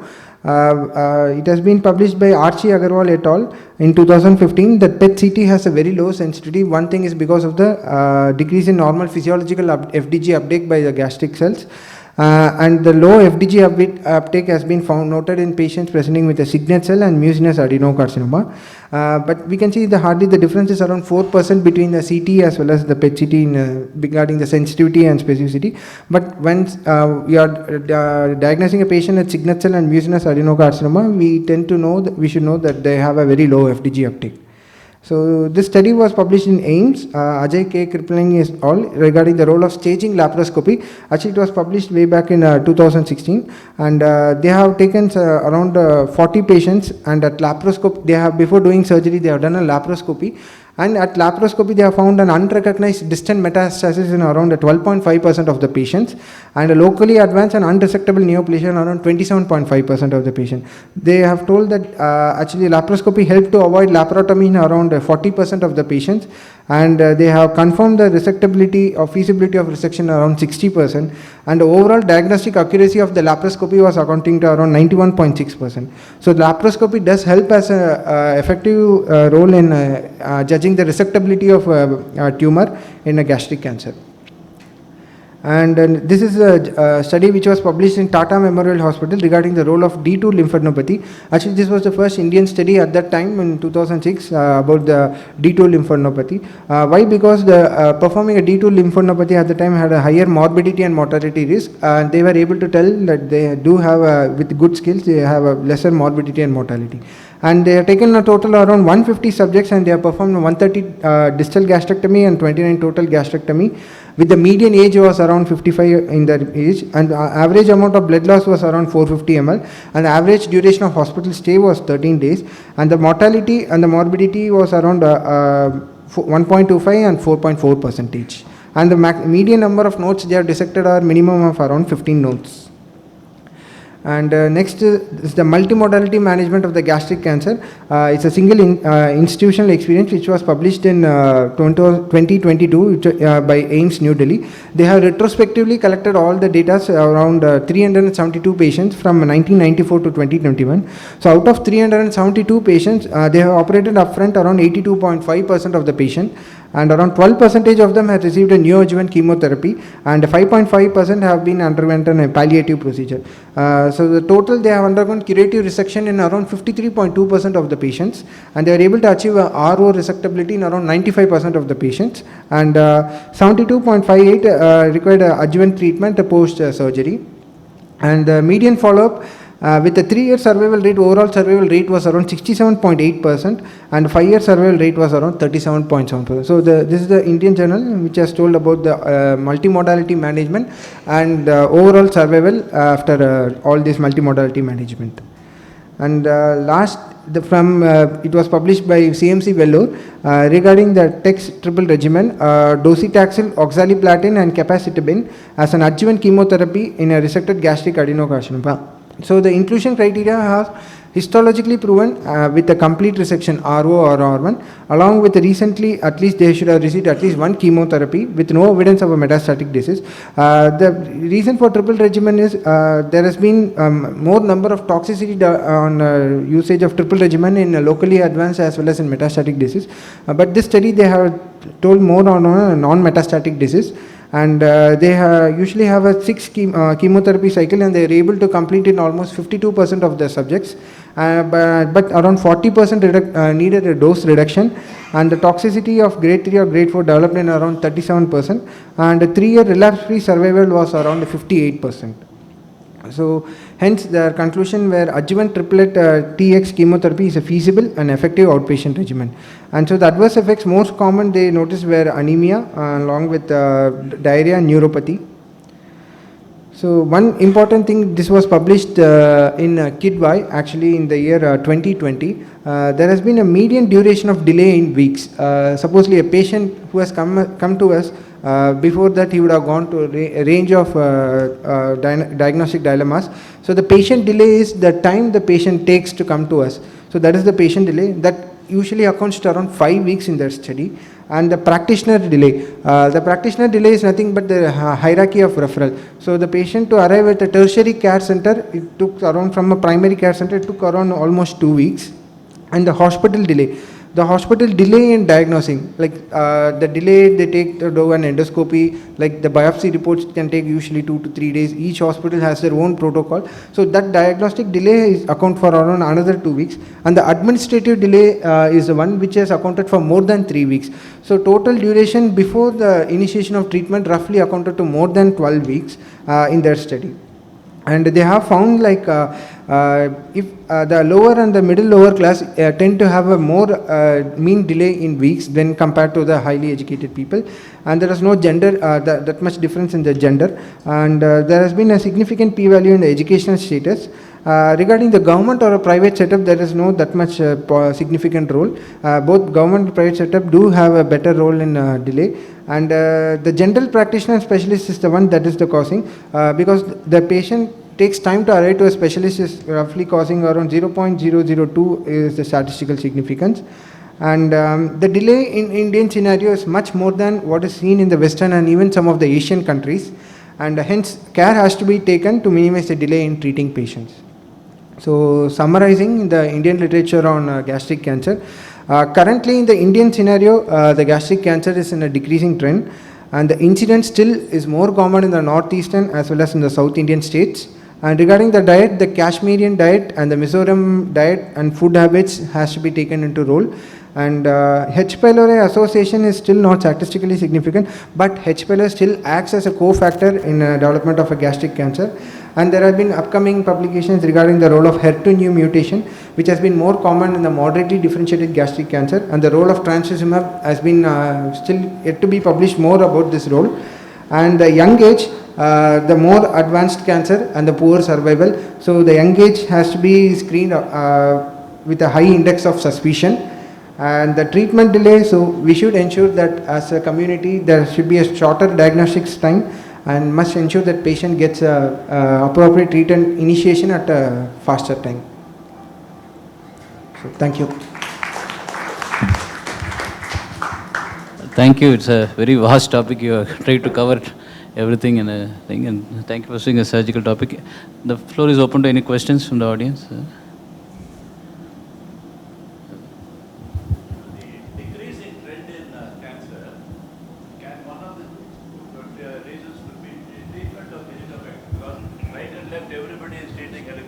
Yes, sir. So even though it is used as statistic is not significant, people are getting treatment for their Helicobacter. and probably that is responsible for decreasing frequency. Yes, sir. Actually, now this decade, higher development in case of endoscopic evaluation also is much higher, sir. So that is one possibility that there has been a decreasing trend, sir. Previously in 1990s, they had most of the patient presented at around, I told it was 90% they had on the advanced stage. But now, as we see, like in the early gastric cancer, I told in Dr. Ashutosh sir, like early gastric cancer is one we are picking up now, sir. So we have advanced from that stage to this stage. The prevalence is decreasing. We have to take it a little bit this thing, because some 20-25 years back, oncology centers are very limited. All the patient used to come there to the particular oncology center, so the data was there. Secondly, now the oncology centers are increasing. Multiple oncology centers are coming up, so the reporting is not uniform, or it is not reported. One thing. That is the one reason. So we cannot take it exactly the prevalence or incidence is decreasing. So that is one thing. It is not reported uniformly. Second thing, all this data are hospital-based data. So we don't have the community-based data. We have to screen the high-risk population. So exactly we don't know what are all the high-risk factors. All these things, diet, H. pylori, all these things are postulated, but no one has been proved because it is a multifactorial. So we have to screen, we have to take all the factors into consideration, and we have to go for a community-based screenings. And there is no uniform screening method is available for this gastric cancer because it is a time consuming and needs lot of patience and thorough preparation. Under anesthesia it has to be done. That is usually it is lacking, because of which we may not able to pick up the lesion in the early stage.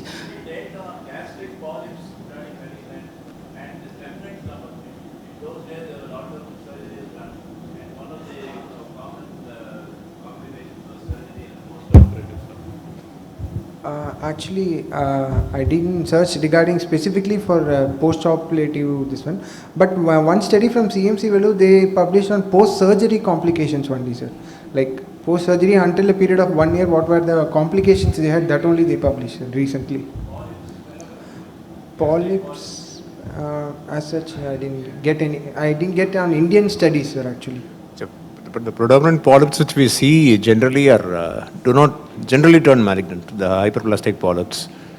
But I think the non-hyperplastic adenomas, I think are less frequent when compared to. Any polyp in the stomach we remove? Yeah, that's what. See, what I'm trying to say is the common hyperplastic polyps, but there are adenomatous polyps which do turn into. Exactly. See, I think a few years ago, there was a paper from Scandinavia. They looked at patients with cancer stomach, and they found 10% of them has had an earlier endoscopy, between 9 to 2 years and so on and so on. So they looked at what are the reasons why the previous endoscopy missed the diagnosis. So whether it was too early in the disease, was it not actually endoscopically manifest. So 10% of patients with cancer stomach has had a previous endoscopy. Two things was identified. One was it was all diffuse lesions. The second thing was 40% of them had what previous speaker said, they had GG. So did you find any Indian study which had CS stomach, and then if you looked at the history, they had a previous endoscopy? As such, like history-wise, they are not taken, sir. Most of the studies are retrospective only, sir. Yeah, this was also retrospective, no? That's what, sir. But history-wise, I have not searched like this one. Like previous endoscopies, that history was not there, sir. Most of them, they are with complaints. Such it was like that, sir. What was the presentation only? They gave more importance rather than the previous surgeries they have asked, rather than a previous endoscopic intervention they have not asked, sir. No, here the study was that in Scandinavia that they called it missed cancer stomach. Yes. So and they're trying to say that you should overlook an elderly person who's got risk factors, and yes, the endoscopy is normal. That patient should not be left as non-ulcer dyspepsia. Yes, exactly. I think that's why I think the screening or when we do a gastroscopy, I think especially for people who are coming up, young postgraduates, I think you should understand that when you do a gastroscopy, when there's a high index of suspicion, you have to carefully look certain areas which can be missed. Like the incisura, when you do a retroflexion, the incisura we have to look very carefully. That's one place where you can miss malignant ulcers. Second thing is between the folds, gastric body between the folds, certain small lesions can be missed. When we see some puckering and the folds are converging to one small area, that is the area which has to be biopsied. I think these are things which we have to notice to detect early cancer and early management, I think. Pathological varieties, what is it? Linitis plastic. Sir, pathology? Linitis plastic. Diffuse type condition. Usually it's a diffuse type, which is in the linitis plastic. Exactly. It requires deeper biopsies, multiple biopsies, I think, when there is a...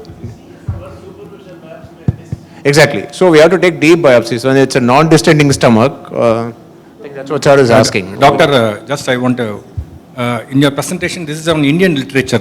Yes, sir. And you are quoting only one study regarding early gastric cancer. Actually, as such, early gastric cancer, we searched in Indian journals. In Indian literature, it was not there. That's very surprising because now this narrow band imaging and all, how many years it's old? I do not know. 10, 20 years. Which means that the incidence of Sarah was talking about missed cancers, no? Missed cancer. Now with more good endoscopic techniques and NBI, you should be able to pick up early gastric cancers. Are there any papers talking about that? Exactly, At sir. least from high volume centers, like cancer centers. Exactly. We tried to search for data. We couldn't get any data, published data, and we've asked people who are doing EMR and ESD also. So they have not published data as yet. Some of them are in the process of publication. Only one we could get across was Dr. Ashutosh Mahapatra, who we spoke over phone and got this limited data, and that is for publication now. So I think more data has to come. I think Dr. Tirumurthy, who's in the cancer center, I mean, he must be seeing more early cancers. Probably he can throw some light on. So we are, the main thing is why we are not able to, even in spite of advanced technology in endoscopy, why we are not able to pick up early cancer is mainly the follow-ups. Follow-up and the time spent for the endoscopy and the reporting. Majority is what sir was asked, anybody had previous endoscopy, whether the lesion was missed. Yes, the reporting was not this thing. In our Adair Cancer Institute also, we have seen that patient has undergone some 8 months or 10 months back some endoscopy. We found lesion in the images. We can see some lesion, but it is just reported as a gastritis. So the reporting was not uniform. Whenever something abnormal seen, they report it as a gastritis. They don't describe the lesion, whether it is erythema, erosion, elevated lesion, puckering, all those things, they don't report. That is why they find some gastritis, they treat it with the H. pylori and leave it. After that, patient symptomatically improves, they don't come back. That is one thing. Second is the time spent for gastroscopy, because screening the stomach, usually it is difficult, not like esophagus. We have to spend lot of time, needs lot of patience. At least here the timing as mentioned, 7 minutes at plus minus 4.8, it may not be sufficient to screen that, because it may take sometimes even 20 minutes, 15 or 20 minutes to screen the entire stomach. So that then only we cannot miss the lesion. That is on the time. Then it should be done under anesthesia, which is difficult in the resource constrained settings. It is difficult. We cannot do all the patient under anesthesia. Whereas the esophagus picking up early lesion is very relatively easy as compared to stomach, because it is a straight tube and we can have a very quick, within 4-5 minutes we can have a quick this thing and we can pick up the lesion. Whereas stomach picking up the lesion needs a lot of timing, dedication, and anesthesia it has to be done. And we had patients with early gastric cancer in Adair, but unfortunately the patient had two malignancies. One is in the advanced malignancy in the esophagus, it is totally obstructing, stricturizing lesion. Another in the early cancer in this thing. Then we discussed in the multidisciplinary board, then it was decided we'll tackle the esophageal cancer, then we'll go for this thing. By that time, we have done, after that, we went, after the chemoradiotherapy, when we went inside, dilated the esophagus, then went to relook endoscopy. By that time, it has almost it has T2 stage. So patient could not come for the endoscopic resection. Thank you. I think I'm running out of time. I think we'll stop with. Having done this spectrum, I'll go to the other spectrum. I had an observation by the chemotherapist, cancer chemotherapy. They say adding new drugs adds 3 months and 2 lakhs. What's the comment? Adding newer chemotherapy agents in CA stomach is very, very baffling, very difficult. Adding new drugs, it adds only 3 or 4 months to patient's longevity. Yes, so it adds 2 lakhs to the expenditure. Yes, this I want to comment on this. Just continuing what Dr. Seshadri said, we miss linitis plastica because if you look at all patients who got gastric retention of food products in the absence of obstruction, in a patient who has got a good amount of fasting, that's a suspicion that you should have that you are missing linitis plastica of the antrum. Thank you. So I think we'll close the session and we'll go for the next session. Thank you. Thank you very much. Thank you.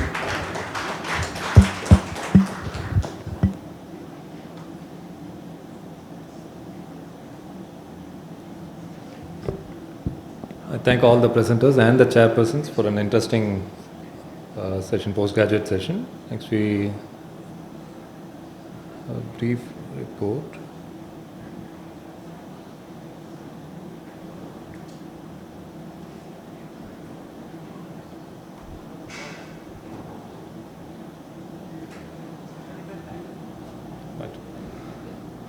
So I think last month, I think we had a very good productive session at our midterm ISD at Pondicherry. I think a big round of applause and thanks for the organizing team who helped it conduct it very nicely. I think it was well attended and it was quite a good academic feast.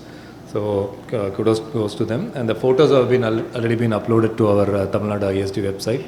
So you can please go download, have a look at that. And again, time for felicitations. Our members are doing really well. Professor TSC has taken over as the ACG Governor of India region this week. And Professor Aravind has moved to as a Dean of Omanura Medical College. May I request Dr. Raghuram to please felicitate Dr. Aravind.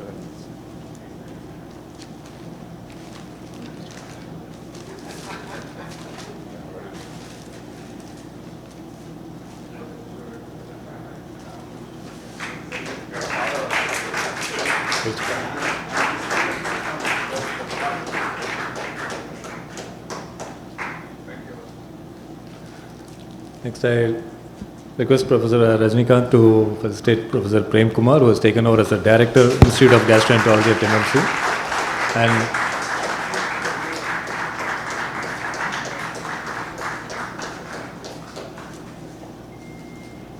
I always used to ask Prem, when are you going to become a director?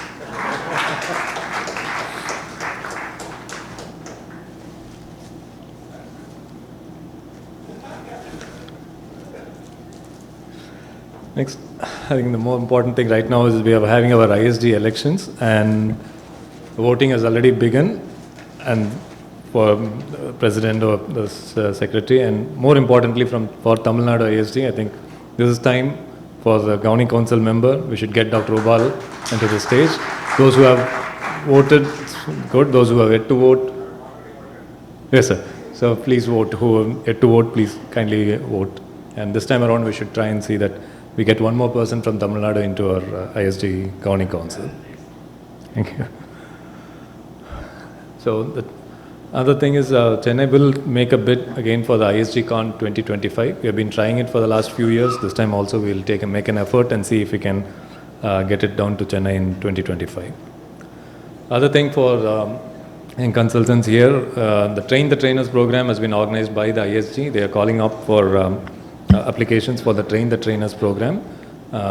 It's mainly for teaching faculty in a DNB or a DM training institution. And again, the seats are totally about, I think, 25 seats, 15 for people who are younger than 40 and 10 for people above 40. You can please send your documents with CV with the photograph to secretary@isg.org.in by October 31st. So please make use of this opportunity. The ISG Secretariat will decide on, they will shortlist and then they will call, but there will be a 4-day training program. It is a wonderful program which I had an opportunity to attend about 10 years back. I think it will change the way we look at how to train people. It's a very new concept and it will be very useful. Again request all members to update the TNISD member details because quite a few times I would like to make this as probably a yearly or once in 2 years thing so that we can, because there will be a change of phone number, sometimes there can be a change of email ID, change of address. So I think it's good for the ISG office to keep it updated. And each time I send a mail out, I receive about 30 mails which are bouncing back, meaning that the emails have already probably have changed. And sometimes the ISG national body asks for contact details of members. So I think an updated member list will be of use. And the last 1 week I've been sending out WhatsApp requests and email IDs with whom we have already got. And out of 400 odd members, only about 100 people have uploaded. I will request the rest who have not yet uploaded to kindly do.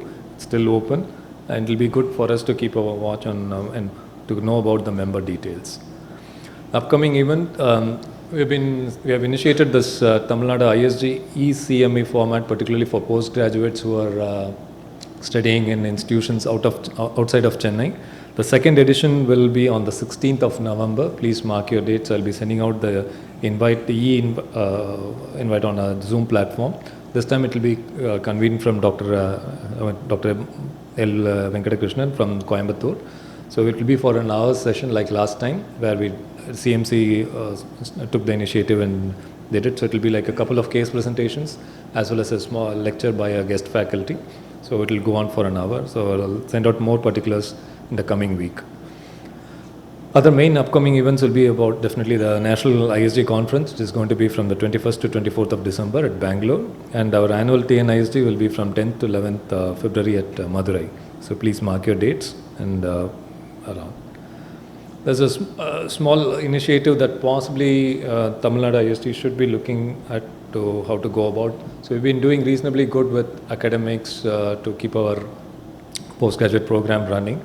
But also at the same time, we should see whether we can foray somewhere where we can give back to the society. Each one of us is doing it in our own ways, but as a society, if we can take it forward, probably a small initiative was to go around going to the school programs, like to go into the school to talk to students about healthy lifestyle. So most of the diseases that we deal with, unfortunately or fortunately, belong to the diet and lifestyle disorders. So I think Professor Sumati from the DDHT took a small trial initiative where she addressed about 150 students in Chennai Nagar, class 7th, 8th and 9th, where about the diet, lifestyle and quite a few array of things. So hopefully as we go along, I'll be sending out requests to those who would like to volunteer, probably an hour, probably in 6 months' time, where if we can tie up with some schools, maybe government, some private institutes, where we can go talk to the children about how to, to make a note of good lifestyle and dietary changes. I think that's probably a small initiative we should try. Coming down to the other thing, the parent body, the Society of SGEI, has sent a mail, a request to see if we can start state chapters in each of the states. So I think this is open for discussion. Right now, what we see is that from the 100 odd, when I've asked for updating of the details, of the 100 people who have responded, I feel that only about 60% of members here are actually members of the national body of the SGEI. So there's quite a few people who are yet to become members.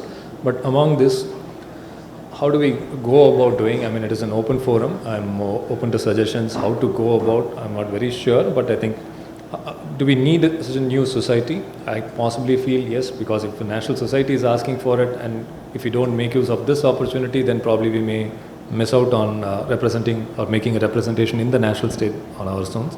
But how should it function?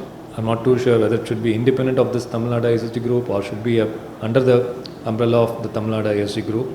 I'm open to suggestions. I mean, it's open. And the other practical point is, how do we go about conducting meetings? I mean, if we have a society which is just on namesake, and if we don't actually do any academic initiative, I think it is not of any use. But whether we'll be able to run 2 meetings in a month, or should it be part of a Tamil Nadu ISG meeting once in few months, a session which is dedicated to endoscopy, and how many people will be willing to participate. And even in a monthly meeting, we see that about 30 members are probably consultants, the rest are all postgraduates. So will it be practically feasible? Will it be running daily, running every month? And who would want to be the office bearers to take it forward? I mean, these are some things that I'm open to suggestion. The next 5 minutes, I'll be happy to take your suggestions and then take it forward, please. Senior members.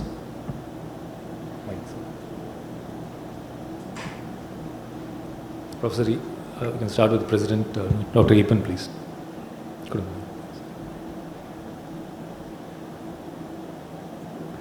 I think we are all thinking about this. What you mentioned is the 100 people responded, 60 are members of SGEI. Possibly, so that's roughly about 60% of that.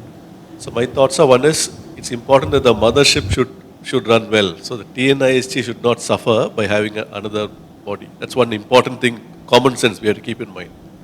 So I guess if it were to happen, the prerequisite should be one should be a TNISG member. So there is no separate independent TNSGI membership.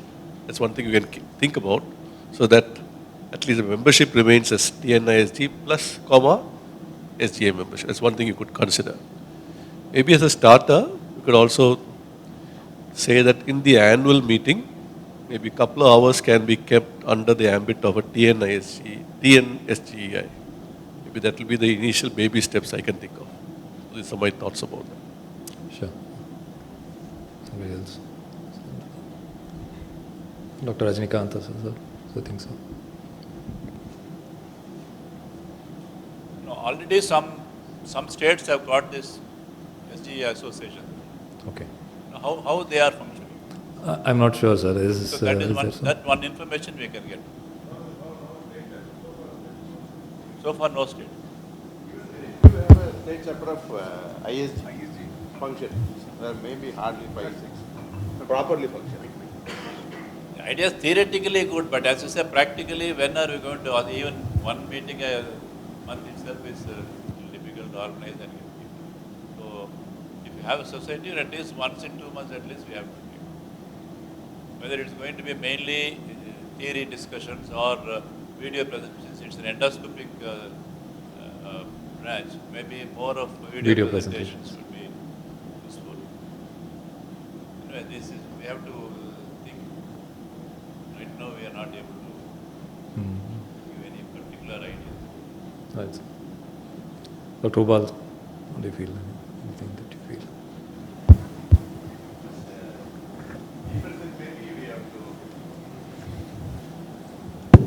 Separate body, I'm not very sure, because there are people who are interested in endoscopy and they can have a society, but again, we partly take the group from this group. So again, there is split up these groups, and running monthly meeting again is going to be difficult. So as he said, maybe initially we'll have either once in 3 months or once in 6 months, some kind of session for endoscopy specific. Whoever interested, maybe we have organized certain group. Whoever interested, maybe run it for a year and see how it goes. If that group develops in a bigger group, maybe we can go into a separate body. But I mean, if we separately have a SGI society, I don't know what the parent body wants. If it is like a separate society, then you have to have a separate account. Yeah. Obviously. And everything, office bearers, constitution. That anyway, we cannot plan it immediately. That is at least a year or so. Because what INASL suggested similar thing before, I think 2 years ago, but I don't think anywhere it is implemented. It's not going up. Mahadevan, what is your opinion?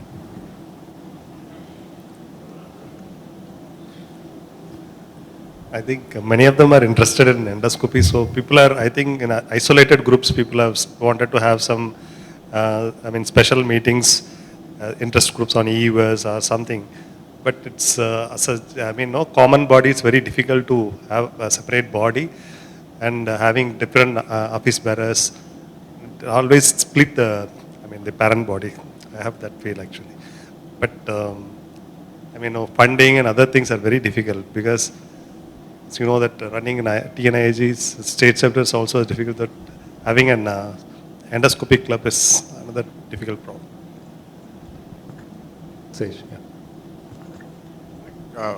Probably we can have all of us, TNIG, there are people who are interested in everything. So this can be a subgroup in the TNIG, and we can have meetings with, say, TNIG plus the SGI meetings. And some once in 3 months, more endoscopy focused, something like that, where we can show that still we have a smaller group inside, as well as it's not separate from the parent group, so that we won't have problems with the other things like forming an accounts and other things.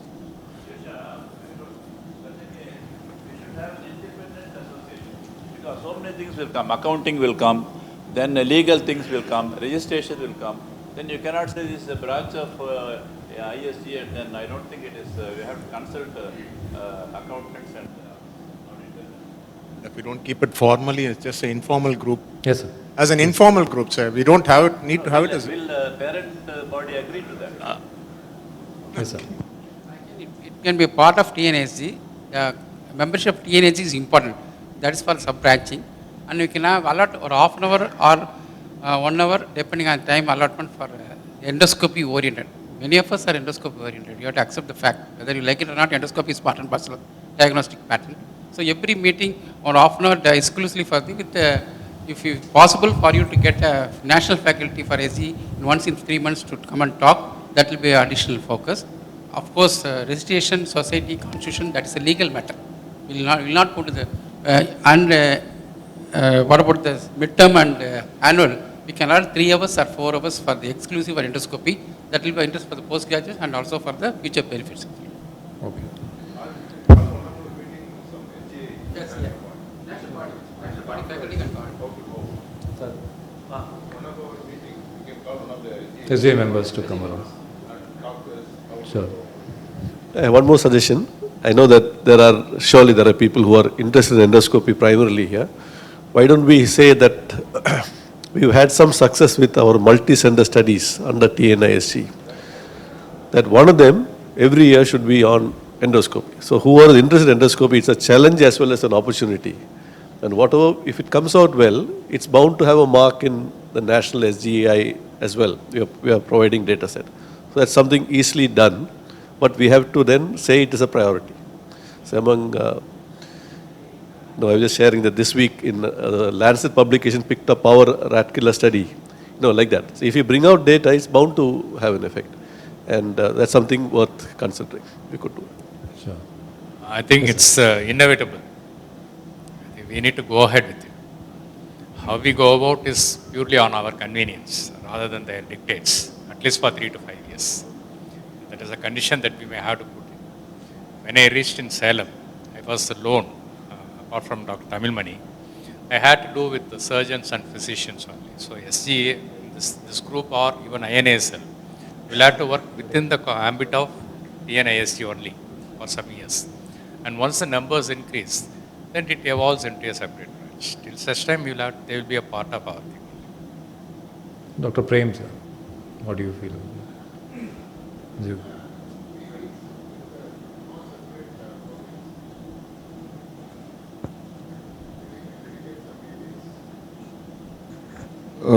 Every month we have meetings, so maybe we can allot some time or dedicate some meeting. No, I mean, separate associate, separate body will undermine the ISG. No, I don't think that should be done.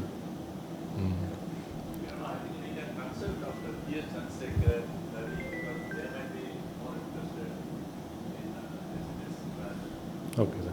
So probably, since we have got some details about who are all SGA members, probably next time around, or maybe we can have a Zoom meeting, and we can probably have a word about how we go about, including the members. Arul, whatever you. Sir, I think I echo the thoughts of all. Having one more society registering and maintaining records, it's a tedious job. I think it's very difficult.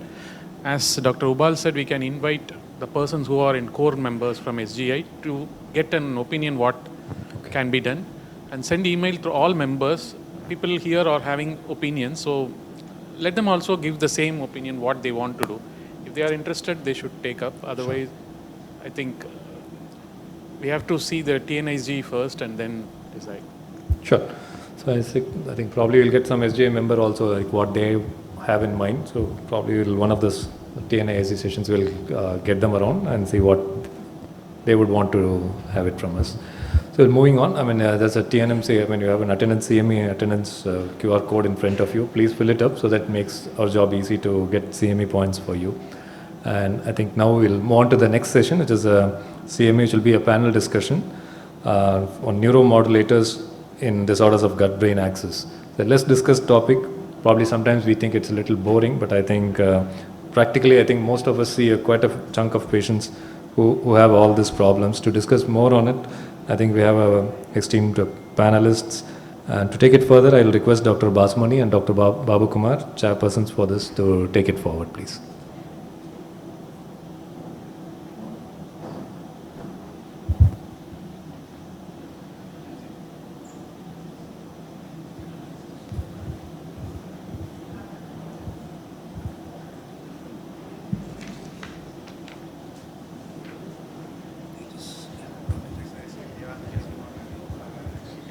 Hello.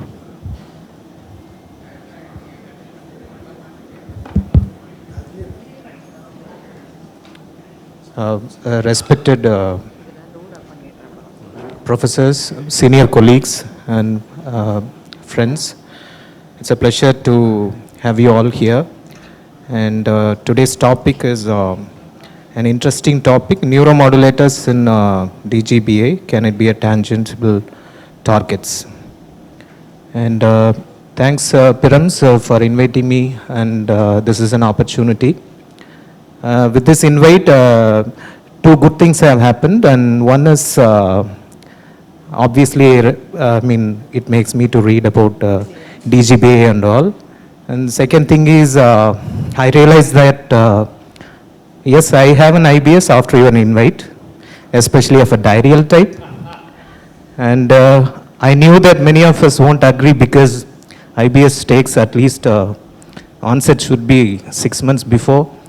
And I could recollect he called me 6 months back to have a chat, to chair the session.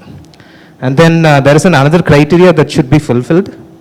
And then previous 3 months, at least one should have at least one episode. And he keep calling me for the previous 3 months also. So, with this note, let me invite Dr. Preeti to moderate this session, and also the discussants, Dr. Srinivas from Global Hospital, Dr. Kavita, Dr. Shalini, and Yelavarasi. Thank you, Chairpersons. When Dr. Pirama sent me a message saying, would you be interested, DGBI? To be very honest, for the first 10 seconds, I was blank. I said, what is DGBI? Then he said, this is for ISG. Then I thought a little more. I said, this cannot be endoscopy based. That's why he sent it to me. Then I thought a little more. Suddenly, it's like, 160 watt bulb flashed. I realized this is disorders of gut-brain axis. Oh, DGBI. That's why Piramas asked me to do this. In any case, I was very happy because I've just tried to, it might be a little mishmash, the slides, but the intention is just to bring forth that this is possibly much more in our daily practice than an interesting case of jaundice or a nice polyp waiting to be resected. And I feel most postgraduates come in with a lot of stars in their eyes when they join, but the lure of the scope kind of just holds on to them within 6 months of their course. So everybody is looking at scopes and orifices, but nobody is looking at other problems that I think are equally or more important in day-to-day practice, which is why I think this was a very pertinent discussion. I'd like to once again welcome panelists, and the panelists immediately agreed to be part of this discussion. So I assume that they also have interest in this, otherwise less discussed topic. Just wanted to tell you I'm technologically challenged, but Pirama just said, why don't we have some audience polls as well? So I've tried to incorporate Slido into our PowerPoint. You can either have MCQs or yes or no answers. I'd just like everyone here, it's a small audience, to log into slido.com and enter this code. This is the guest code for this panel discussion. There will be questions that flash. Some may be and some might not be pertinent to today's discussion. Just a very, very small preview before we get into our discussion per se. Now, what do you... Or should I go back to the previous slide? Now, I've sent a message to everyone on the TNISG WhatsApp group, if you could just check as well. Otherwise, this is, please include the hash. 2049847 on Slido. Hash is already there. No, sometimes you have to add hash, sir, that's why. So what do you see in your daily practice? Jaundice, cholangitis, diarrhea, weight loss, altered bowels, abdominal pain and weight loss? Or do you see belch, bloat, heartburn, pain, fullness, constipation, incomplete evacuation? So what is a larger part of your daily practice, whatever your special interests may lie? This is something we need to ponder about. Gas breathing, gas. Which is why we talk about FGIDs, now renamed as DGBI. Is this semantics? Why the change in nomenclature? Mainly, I think it is to remove, or this is what I learnt as I read about this topic, to remove the stigma that is attached to functional bowel disorders, to make it seem more scientific in its occurrence and its pathophysiology. Because we've seen through multiple eons of papers that there are so many pathological mechanisms that lead to gamut of symptoms. So now when we say DGBI, for the benefit of the audience, it is disorders of gut-brain interaction. So we stop saying functional now. We'd like to change that. So this is the definition as given by Rome 4. Maybe we should all go back, read about it. And this is a lovely slide. All of us would have seen it. Nobody would have paid much attention to this. Just to show that functional bowel disorders, now DGBI, possibly not as simple as we hitherto thought. There's a lot of interesting complexity associated with the same. And please see the worldwide prevalence of DGBI across. This is a study in which Dr. UC Ghoshal actively participated. It's 40%, so please, it's not a small percentage. India, all were household surveys. Worldwide included household and internet surveys. India is only household surveys, less than 10%. This would possibly be underrepresented. We don't know. It's also, I think, because most people don't come forth with their symptoms, terming them as trivial. And there's always the stigmata of having vague symptoms and not finding a diagnosis. Some lovely articles which say that possibly very, very undertaught as well. And even if you all look at your textbooks, whether they are general gastroenterology textbooks or endoscopic textbooks, there's a small paragraph or a small page which talks about non-organic illnesses. So push to the background. This is for the audience. So how many patients with symptoms of, let's see if this works, forgive me if there's some problem with Slido. How many patients with symptoms of disorders of brain-gut interaction do you see? Has it opened on your phones, please? Not yet. Not yet? Not yet. Hasn't? Oh, I think Slido has to come on to this. I think that is the problem. There are no active polls. Or we'll have a show of hands. I'm sorry if it's not less than 5 patients per week. I'm sorry, there's a technological glitch, I think, but less than 5 to 10. Any show of hands? More than 15? So that is a huge number. I think you people should be here talking about the topic rather than the panelists. I don't treat functional GI disorders. Anyone? No.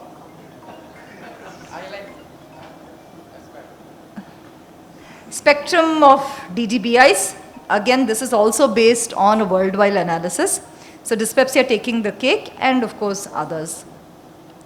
So now we begin with our panelists. Sir, Dr. Srinivas, what are the first line drugs you use in patients whom you feel have disorders of DGBI? So in the outset, I'd like to thank TNISG for this opportunity. But if you actually look at this constitution of this panelists and moderator, I am like the odd man out. Literally, I am the odd man out. So the thing is, this disorder takes a lot of time, effort, patience. And obviously, all these lovely ladies have a lot of patience, and so they see a lot of these. So probably I'm in this because I do a lot of manometry where I have to have a lot of patience, and I kind of acquired the patience to see these people. So first line drugs that I would use in DGBI, so I would say none of these, because by the time they come to me, they have already been on most of these. Someone or the other has tried them, and patients have gone to the chemist and bought some of these, and none of it is working. Of course, the FMT part, we will leave it out. It is still kind of work in progress, and it's trying to find its feet. With regard to all the other things, if a patient complains of specific symptoms like heartburn or regurgitation, then I go with the PPIs, prokinetics. The antiemetics, nobody should keep on having vomiting all the time. So there it means there is some serious problem more in the brain than in the gut. So antiemetics I wouldn't encourage all the time. Antispasmodics, when there is associated abdominal pain, that would go into the group of the irritable bowel syndrome rather than the functional constipation, diarrhea and dyspepsia. And the antibiotic specific role now, rifaximin has revolutionized how we treat our intermittent diarrhea patients and some of the constipation patients. So I tend to use rifaximin specifically. I generally don't use the other ones like, ciprofloxacin, metronidazole, all those things. Rifaximin seems to do the job in these type of functional disorders. And of course, probiotics when someone comes with an acute gastroenteritis type of symptoms which is of recent onset. And in general, our South Indian diet has a lot of good bacteria with our idli and our buttermilk and curd. So we should really encourage them to take those rather than go and buy expensive tablets and over-the-counter yogurt and Yakult and all those things. This slide is just to illustrate that all these have been used in various formulations and various names. None of them are standardized, none of them are established. There are no data to profess superiority of one over the other. All treatment so far study-based are only empirical, which is why the duration of symptoms and multiple doctor shoppings. These are all just busy slides. This is not with the intention for the audience to read, but just to say that there is so much more to the pathophysiology of simple drugs like PPIs and prokinetics beyond their standard or established use, which therefore now brings us to, you fail all primary, well-tried, time-tested treatment. Patients still have symptoms. Now, is there a role for neuromodulators? These seem to be the things in treating functional or disorders of the gut-brain axis. So what are neuromodulators? This is a definition by the Oxford Dictionary, just to establish that they act in synergy with neurotransmitters, either excitatory or inhibitory in their action. So since the topic today is neuromodulators in DGBI, Dr. Kavita, what do you think of the role of neuromodulators in the same? So coming to the neuromodulators, initially when we start looking in earlier life, when we started treating the DGBI, we think we don't have any drugs, it's very difficult to treat. We tell the patients you should live with it, all those things. Nowadays we have come to the newer research molecules and so many molecules have come to the market, but using it becoming very difficult. So initially when you are before using the neuromodulators to the patients, you should take time to discuss with the patients their anxiety, their depression, the familial values, psychosocial stress, everything to be taken into account. So the physicians should spend a lot of time, not like 2 minutes to 3 minutes, instead to sit for 10 to 15 minutes to go back to the history from where it was earlier started to help them. So if you find any major issue, running with them any psychiatric illness to be addressed first. And we also supposed to use some drugs to reduce their visceral pain and the gating mechanisms. There are many neuromodulators are available like SSNRI or 5-hydroxytryptamine, serotonin uptake inhibitors and serotonin adrenergic drug inhibitors, guanyl cyclase inhibitors, muscarinic inhibitors and ghrelin inhibitors and newer drugs. But before starting any drug, we should know in detail we are starting the neuromodulators. The neuromodulators may be either a centrally acting neuromodulators or the peripherally acting neuromodulators. So it is easy to treat with them the earlier neuromodulators with centrally acting neuromodulators to see how the patient is improving or not. And if they are not going to improve, then we should go focus on the selective neuromodulators. We can even get the help of our psychiatrists to help the patient in treating the patients. Absolutely. Try to understand the patient's chief complaint as well as patient's associated symptoms to decide what drugs you will suggest to the patient or what treatment you will suggest. So how much time, this is for the audience, how much time do you spend with the patient or you prefer to spend with the patient before deciding I cannot manage, I need to send to psychiatry? Less than 3 months? 3 to 6 months? First visit itself? I don't refer, I take care myself. So we have one confident gastroenterologist and another confident gastroenterologist in different ways. One says, I like to involve a psychiatrist from day one. Another says, I will manage, I know my neuromodulators well. So Dr. Mahadevan should be coming here to the panel. Dr. Shalini, how often do you find coexisting GI symptoms in your patients? Either they are naive to treatment or they're already on any psychiatric treatment, or are they just presenting symptoms? Do we bug you with such cases? Basically, it's interesting because I've been in consultation liaison practice now in Apollo with Dr. Preeti, with a few of my other colleagues for the last 10 years. And I think these 10 years have been a lot of learning experience about functional disorders, because otherwise I used to be in hardcore inpatient psychiatry where everything is okay, schizophrenia, hallucinations and all of that. So I think it's been a bit of a learning curve about, okay, the whole like we talk about the gut-brain axis, but other functional disorders as well. I mean, this is a complex question because on the one hand, obviously, people who come into a general hospital get triaged first to yourselves, okay, abdominal pain, okay, see gastro first. So probably by the time they come to me, there's already been some amount of assessment and workup. To answer your question, I think it's usually the other way around, where I've learned that because these are comorbid, when someone comes with more of anxiety symptoms especially, but also depression, I've taken to asking them about their physical and somatic symptoms, and they endorse, oh yeah, absolutely, yeah, I've got all these gastro or upper GI symptoms. And I think patients also tend to compartmentalize it, saying, okay, to the psychiatrist, I've got to mention these mind symptoms, and all the gut stuff, I'll be telling the gastro. So I think it's useful to ask about both and, get an idea of what the patient's doing. Absolutely. Please think of a patient as a whole and do not compartmentalize. Dr. Srinivas, these are all real life situations. I'm sure all of us face these on a regular basis.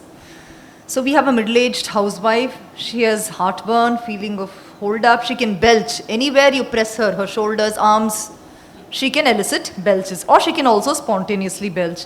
She's not satisfied with PPI, she's not satisfied with prokinetics or a combination, but she otherwise looks well. She has seen multiple GPs, multiple gastroenterologists. She's had 3 endoscopies, multiple diagnoses, hiatal hernia, antral gastritis, normal study, and now she's come to you. Sir, what would you do? See, again, this person would have obviously 3 endoscopies have happened. That means they have seen at least 3 other gastroenterologists before coming to see me. So it may not be just 3, it may even be 5. So they've been round and round. Many people have told them so many things. So oftentimes I find when they come to the OP, the first thing they say is, I have gastritis. Then I sit there and with a very straight face, I ask them, what do you mean by that? They look at me and think, have I come into the wrong room? Is he the receptionist or what? I'm telling him gastritis, he's asking me, what do you mean by gastritis? I said, you please tell me what you mean by gastritis. Then they start telling, I have this burping and tightness and choking and all. Then I tell, what I understand by gastritis is, your stomach is inflamed. Is that what you mean? No, I'm talking about gas. I said, so this is not gastritis. So let us start again from what you are feeling and what is going on. Then we start having a conversation where they try to give me names. They try to tell me I have dyspepsia, I have IBS. IBS is a favorite. Every patient comes and says, I have IBS. So you start making them talk to you like they would talk to their neighbor, rather than giving fancy, trying to help us out. They are being helpful. They want to help us. They have got it from so many other doctors. So many people have told them so many things. They think by talking like this, they are making it easier for us to help them, to treat them, to make them feel better, and also not make this conversation very prolonged. It is very painful for them to keep on talking about the same thing again and again.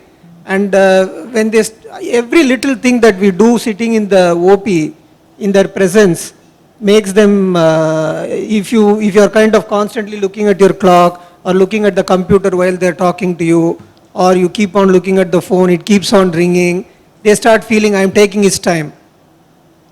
Obviously I've had this problem for a long time, I am taking his time, so let me make it fast. So then at that point in time, they just want to run out of your room with a piece of paper with some more medications written on it.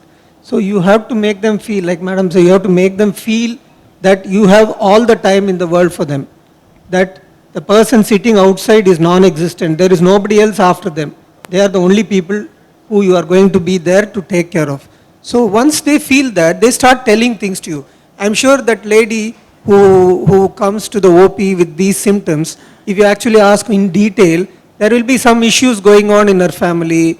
Her son and daughter-in-law may not be in good terms, or the daughter-in-law and son may not be supporting her and her husband. So many issues will be going on, or they may be taking away the grandchild and not allowing them to interact. So all these things, and there will be triggers to all that. That choking is not going to be there all the time. It cannot be 24 hours. Nobody can be choked in the throat for 24 hours. So what is causing it? What is the trigger? We have to explore all those things. I wouldn't keep on doing another endoscopy for that patient. And they are usually relieved when you say, look, I'm not going to do any endoscopy on you. Because they've already done 3. What am I going to find? If I want to look for Helicobacter pylori, this is not how Helicobacter pylori presents. If I want to look for it, I can always do H. pylori serology and treat if it is required. And also, the pH recording, I know fully well it is not going to be abnormal, or even if it is going to be abnormal, it is because they are repeatedly belching. They are bringing it up. So there is going to be bound to be some acid, but you can do that if the patient is very convinced that there is something wrong with them in terms of their GI tract. So in order to reassure them that everything is okay, you do go ahead and you can do a 24-hour pH study with impedance. And once you go through all this conversation, you get a feel of what the problems are. In the first initial consultation, I always address their GI symptom, which in this situation is heartburn and burping. I tend to give them once a daily dose of PPI along with the prokinetic. And also I add a small dose of amitriptyline. My favorite is amitriptyline. I generally use, I look at the patient, I ask them, do they have a good sleep or not? If they say they don't have a good sleep, I tend to go with 10 milligram, 1 tablet at night. If they say sleep is not a problem, I start with half. I don't go more than that. And I always warn especially the ladies, I always warn them that the next morning you may have some problem with waking up. If you feel that is the case, take it a little earlier in the evening, say around 7 o'clock or something like that, so that the morning is not a problem. Because the next morning they have things to do. They have to get things ready for their husband, the grandchildren, all this. So that should not suffer. Then they will stop taking the medication. So these are all the things I tend to do. And with regard to diet and all the general instructions, divide and eat, don't leave long gaps, small portions, reduce your fry, roast, oil, spice, all those things. Dinner and bed, leave at least 1.5 hours gap. And most importantly, how to stop this belch. Because that's a very irritating thing. It is something that they use to seek attention and gain attention of the family. Everybody turns and looks at them when they start belching. And everybody looks at them, they know this time they are going to start belching, they all start looking. So it's like the shutter of the roll of the camera action. So you talk to them and tell them, yes, when you feel like that, start doing slow deep breaths, hold your breath for 10 seconds and leave. Do like that 10 times. Whenever you feel like doing it, you start doing that. And you find by the end of the conversation, either they go away smiling, happy, relieved, or they cry in front of you and they feel better. So one of these 2 things, if it happens, that means you have cracked the code and the patient is going to get better. Sorry for a long answer. Or they're also angry when you tell them, you're sorry, I cannot treat your belching. You go back with an angry patient. That is also there, but I would like to say that... you have to explain to them why they are belching. They want to know why they are belching. So basically what they are doing, they are hyperventilating, swallowing lot of the air, and then that air is what they are going to repeatedly bring. Then they start saying, oh, but you know, if I don't eat, I am getting. If I eat, I am getting. If you don't eat, you already swallowed lot of air when you are normal, and at that time when the stomach gets adequately distended, you start belching. If you have eaten and you start belching, it is because you have eaten a little bit too much. There was lot of air. It doesn't have the space in the top of your stomach, the fundus. Therefore, you have started belching. So try to adjust these things, then you feel better. So thank you. But I would like to just in a nutshell tell you the usefulness of an impedance manometry. Believe me, you can convince patients when you have objective evidence whether they have or not have disease. In fact, we have a set of almost 173 patients who were referred for impedance, refractory GERD, evaluated everywhere else. And a whopping 48% of them had functional heartburn. So that is why it's difficult. Coming to case 2. Dr. Kavita, this is a 17-year-old class 12 student. He is busy preparing for IIT, so he's going to FITG classes. He's anxious, parents are anxious, teachers are anxious, he's a topper. He's got all these symptoms. And 12th standard, apart from his tutorials, whenever he has off, this is what he's doing, going to different doctors. So in this case, he feels he's got multiple allergies. He says he can't have milk, he says he can't have wheat, he says he also can't have curds, but he likes pizza and he does have pizza. and he's very fed up. Patients' parents are extremely anxious. They want him to crack the IIT entrance in the first shot. The problem in this child is actually he was over anxious, preparing all the year throughout the exams, which should have been started even from 6th standard. He would have never played in their grounds. Most of the time, many parents, which they couldn't achieve, they try to force on their children and they want to achieve through them, makes many problems. So we should first educate the parents than the child, to give him a space, to allow him to sleep and allow him to prepare, which may be very difficult. They say, madam, you don't understand. My child, then, if he is not going to this tuition, he cannot crack the class. This become very difficult. We should talk to the parents as well as the child. The problem is in this child, the child may have a functional dyspepsia. It may be a 2 types, an epigastric pain syndrome, or it may be a postprandial fullness. First, we should talk to the child. Hardly he would have slept less than 4 hours a day. If you tell them you should sleep at least 6 hours, he'll look at you, madam, how could I finish my reading? So we should explain them if he have a good sleep so that he can crack his exams, but exact sleep is first is needed. So first we should explain him how should go about it, his lifestyle modification, and at least he should be on the grounds to play at least half an hour to 1 hour, make his physical activity more ability to do it, because many a time these children never do the physical activity, should be first things to be explained to them, and the diet modification, because when we start them, these patients on drugs with PPI, they may feel better, but you are supposed to continue until his exams are over, because you can never stop it. When you stop it, he will come back with the symptoms. So you should talk to him and look for any H. pylori infections, either fecal test, because doing an endoscopy in a very young age, he become very painful. We should try to modify him, talk to him, the lifestyle modification to be done first. If H. pylori is present, it can be treated. If he is not settling, then we can go for endoscopy. It should be the prime treatment. But most of the time, before reaching us, you would have completed this, and the second line of prokinetics would have been started. Coming to the neuromodulators in a school-going child preparing for the exams, it may be very difficult for them to handle the situation, because if you give the drugs, he'll take only when he goes to the bed and he goes and sleep in the class. He don't understand. He come with the less marks, then the parents attribute everything you have done. So we should be very careful in selecting the neuromodulators for the school-going child. Instead, the lifestyle modification will be more important. Talk to the child and talk to the parents, and they will do better when we start talking to them. When we go deep into them, more than the anxiety of the students, the anxiety of parents and the peer pressure and the teacher pressure would have caused all those things. He would have most of the time skipped his breakfast, most of the time missed his mid-meal, which he is taking as a snacks. He would have never opened it to eat it. All those have caused him more problems. Instead, ask him to take more food and take in a proper time, would have many a time will release him. At the last resort, we can go for neuromodulators. Otherwise, the lifestyle modification will help him a lot than the drugs.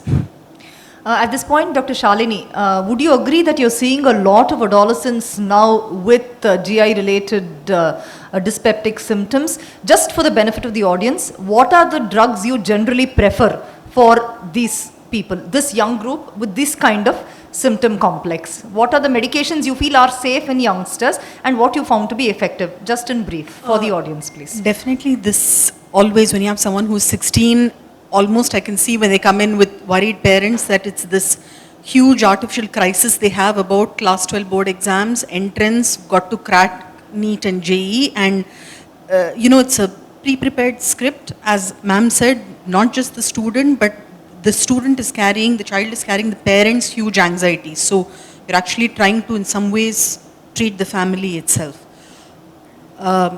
Definitely always have been seeing, and in fact I would say during COVID and lockdown and post opening up, seeing more and more teenagers with these issues. To be honest, I think there are some benefits of using SSRIs. I mean, because again, there are coexistent anxiety symptoms and some of the GI symptoms are at least partially controlled. So I've had some benefits of using SSRIs, Nexito, escitalopram and things, because obviously they're not sedating, but there is at least enough of improvement in symptoms and of the anxiety for which, the symptoms become more bearable. So, I tend to give more of SSRIs in there. And yes, I think it requires a lot of difficult counseling to the child and the parents just in terms of, I mean, I personally always worry about the odd statistic of a child who might hurt themselves or attempt suicide when exam results don't go their way. So it requires a lot of, well before the boards and the entrance exam counseling about, okay, this is not a make or break exam, you know, okay, you know, there is always time. It takes a lot of time talking to the child and the parents about that. So at this point, how many of you are comfortable using neuromodulators? Yes, sir. So I assume the rest is no. So we're at maybe 30-70. Dr. Ilavarase. So this is a sales representative, targets, irregular food habits, frequent travel. So he has increased stool frequency, urgency, always anxious, mucus in stool, some cramping, some discomfort. He's very worried. Somebody's told him that he might have colon cancer. He's, again, believe me, all these people have finished. They've done their homework, they've done revision, they've come to you for the final answer.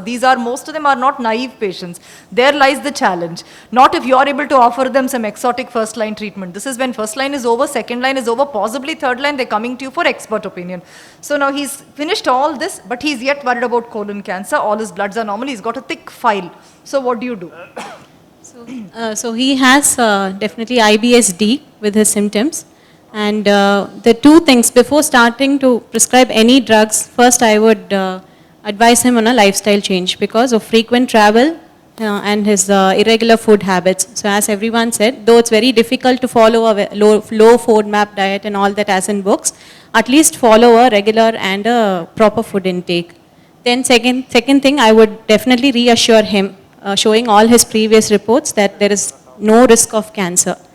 Then I would address his symptoms. So here his main symptoms are diarrhea and cramps. So the first line of, I would revise his previous prescription. The dosage of medication is very important. So though the ACG guidelines say that 550 milligrams TDS for IBS-D, 550 milligrams twice a day for 2 weeks is very much enough, and it really works. So when they followed up patients, when they gave 550 milligrams for 2 weeks, up to 18 weeks, they remained asymptomatic.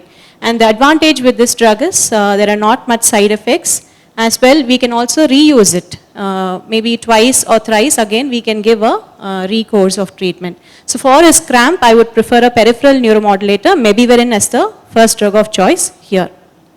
So I would not start on any centrally acting neuromodulators at this point of time for him. So I would reassure him and start him on the basic medications. Loperamide, maybe I would just tell him as and when needed, or when he has very high stressful days or something like that, I would ask him to take as and when needed. So now, when I would consider neuromodulators, centrally acting neuromodulators in IBS-D, these are the 4 group of drugs. TCAs, more commonly used, SSRIs, SNRIs, and tetracyclic antidepressant. So the most beneficial effect of TCAs is pain-predominant IBS. So mebivarin will be the first drug of choice for any pain-predominant IBS. But if the pain is severe, the abdominal pain is severe, then tricyclic antidepressants are excellent drug of choice for IBS, especially in IBS-D, because amitriptyline has an anticholinergic effect. So it decreases the GI motility. So it also helps in diarrhea. So if the anxiety part is more in a patient with IBS, then SSRIs are the drug of choice. So these are the advantages of tricyclic antidepressants. It also helps with women with fibromyalgia and also with women with migraine. So there are no head-to-head trials comparing various tricyclic antidepressants, but the more commonly used is amitriptyline. Always start with a very low dosage of 10 milligrams, and if needed, step up the dosage. Also explain the side effects before giving the prescription. So the role of SSRIs is more of anxiety states than a pain-predominant IBS. SNRIs, for example, duloxetine, it's not well studied in IBS, though it's shown to have some few effects on the diarrhea, or in IBS, it's not well studied in IBS.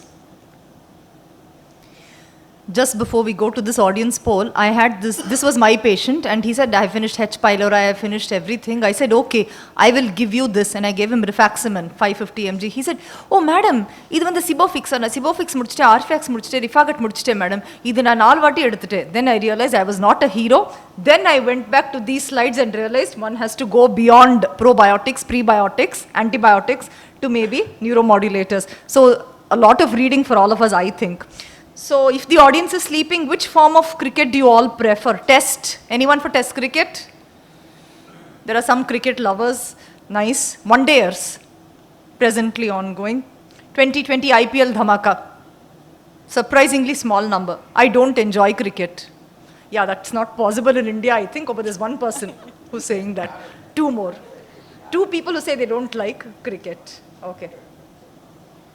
Dr. Kavita, to you now.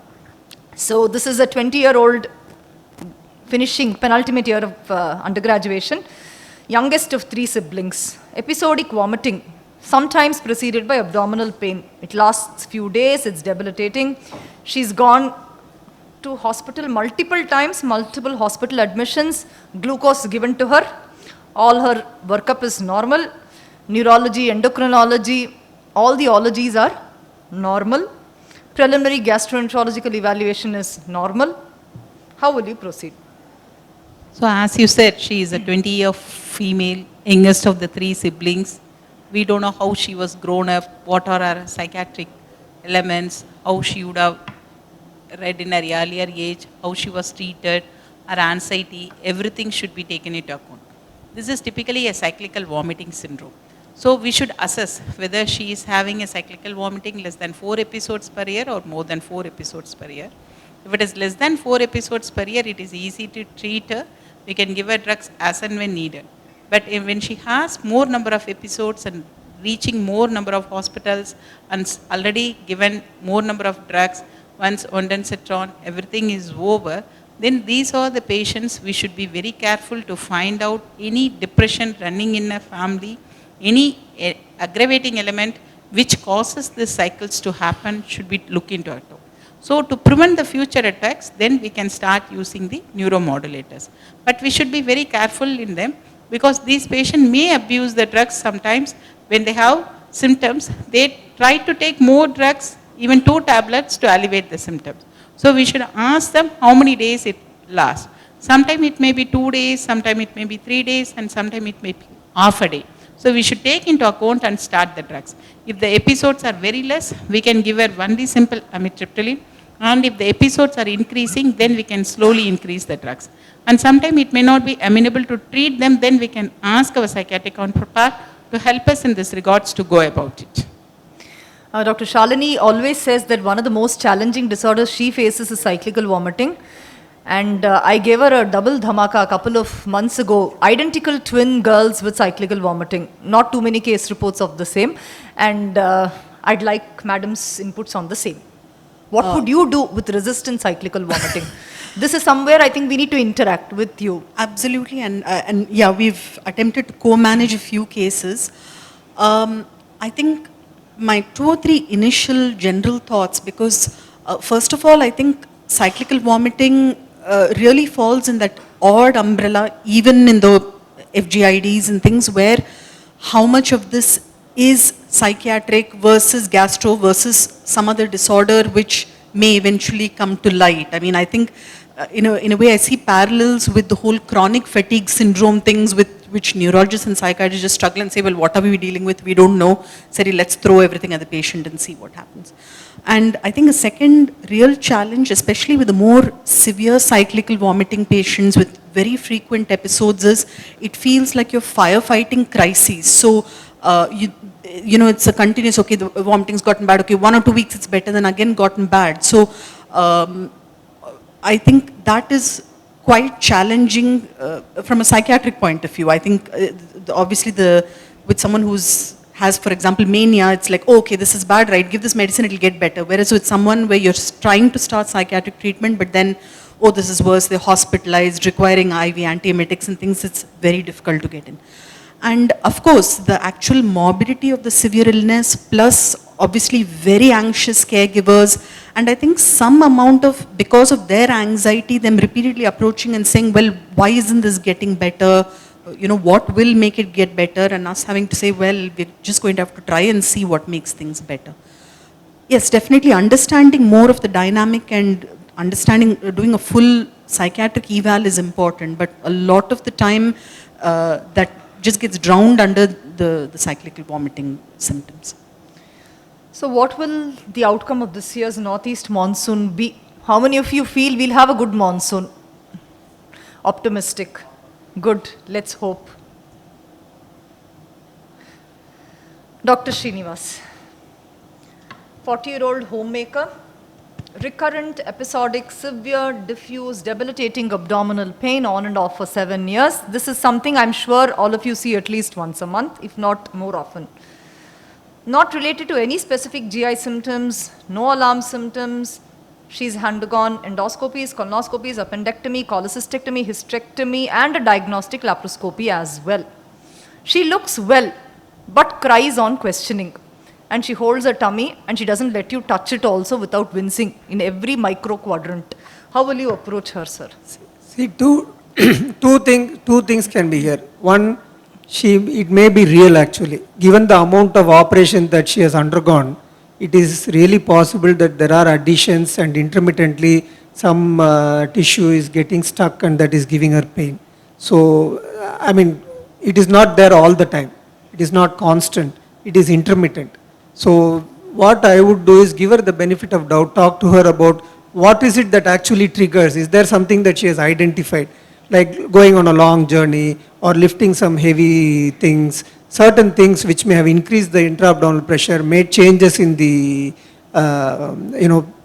altered the positions of tissue significantly. Ask her about all those. If she's not noticed anything so far, tell her to keep a diary of what happens before, what she's been doing, what she's been eating, all those things. And is there any relationship when these episodes happen with her bowel habits, bladder habits, and what about the feeling of vomiting associated? See here, what I'm trying to say is, there may be something structurally happening which we may never pick up with any of the tests that we do, including a diaglab. Of course, the diaglab would have been done and it would have shown some additions. But going and doing an adhesiolysis may not solve the problem, because again, that area will once again start forming additions. So we need to ask her to identify any obvious triggers and try to avoid those things. And it is good that in between she is okay. And if she happens to have another episode, tell her to come and see you when such an episode is happening. And of course, go through all the other associated, family issues, somatic things, social problems, what is the circumstances at home. If at the time she gets the pain, everybody is kind of looking at her, oh, here she goes again, one more time it is happening, then it doesn't help her cope with the problem. So those are all the things I would do. I wouldn't put her on regular medications as such for the pain, because it's not happening all the time. It is not continuous, it is not constant. Once she has something to do in terms of identifying and all that, she will be able to actually concentrate on all those things. And you never know, if it was really functional, these things might reduce gradually over time. I would tend to hold off medications right at the start, because this is not happening regularly. It is not even happening like once a month. It is quite far and few. But if it is happening much more frequently, it is some form of visceral hypersensitivity, then I would go for various neuromodulators. Like I said in the beginning, my favored medication is amitriptyline, and actually there has been a Lancet publication only this month called an Atlantis study, looking at 3 primary care centers in the UK, where they actually recruited around 450 patients with this type of pain symptoms into placebo and amitriptyline low dose.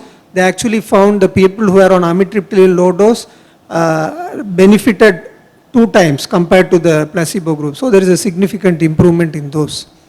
And of course the others are also there. Using the choice of these medications largely depends on what you are comfortable with. Rather than saying that, oh, this didn't work, next I will go. You don't do that. if you're comfortable using something and the patients that you have been treating have responded well to that, stick to that.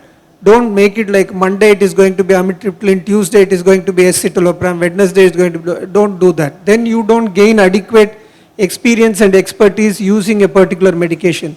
Play with one drug at a time. You adjust the dose, you reduce the dose, you see how the patient is responding, coming back, giving you follow-up, and that's how we learn how to handle these patients and these medications. After all, they are all very powerful drugs.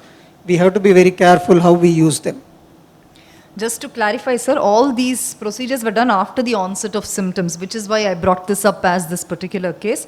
And it is important for us to know primary symptoms of the patient and see what medications in terms of neuromodulators can alleviate or avoid those side effects. That is the reason for actually presenting these cases and for us also to read why SNRIs over TCAs or why TCAs over SNRIs. Is it pain predominant? Is it depression predominant? Is it anxiety predominant? I think 3 to 4 extra minutes with your patient will help to recognize the primary symptom or the primary associated psychiatric illness. That is what I would at least personally want to be a take-home message, rather than knowing the names of multifactorial drugs, why they work, how they work. Madam, what would your approach to this patient be? Now, all these procedures were done after she started developing pain. Therefore, I would like your input on this. This was not a result of, but as a consequence of the primary symptom. I mean, first and foremost, I agree with Dr. Srinivasan that it's always important to go back to basics, be very clear that organic and what we call the below the neck etiologies have completely been ruled out, because a lot of time patients get labeled as, oh, this is functional, they're hysterical, they're malingering and all of that. And it's always a tenet in psychiatry that a lot of stuff that gets labeled functional, up to 10 or 15% end up being organic over time, and diagnoses get missed just because a patient comes across a certain way. So exhaustively excluding organic causes, which might even include more imaging or might include whether you want urologist or gynecologist to also see, in terms of being very clear that, okay, now we know what we're dealing with and what's happening psychiatrically. Psychiatrically, the approach is what we refer to as a biopsychosocial assessment, and what we mean by that is looking at the pre-existing biological factors, psychiatrically in terms of genetic history of mental disorders and things. But we talk about the psychosocial factors that are occurring prior to onset of symptoms, some factors that are affecting the actual symptoms, and how the symptoms are therefore, in cycle or as a mirror affecting their lives. So, obviously a lot of previous history in terms of a developmental history, understanding stressors, understanding their life history, understanding whether there were specific triggers or traumas or losses around the time of the onset of the symptoms. Then, especially because there's been a long history of pain, obviously need to understand whether life events or stresses seem to mirror when symptoms get worse and better. One thing I'd want to understand a lot of is what is her view of understanding of and anxieties related to the illness. So you might find with some patients there is a huge hypochondriacal anxiety component where even the slightest twinge, they are Googling symptoms and rushing in a panic for more and more consultations. Or if there is an ongoing, especially because of some family member's illness, they are worried, okay, this might be cancer, what is this? And their doctor shopping a lot. Or conversely, you may find, as a third aspect, how are the symptoms resulting in changes in their lives?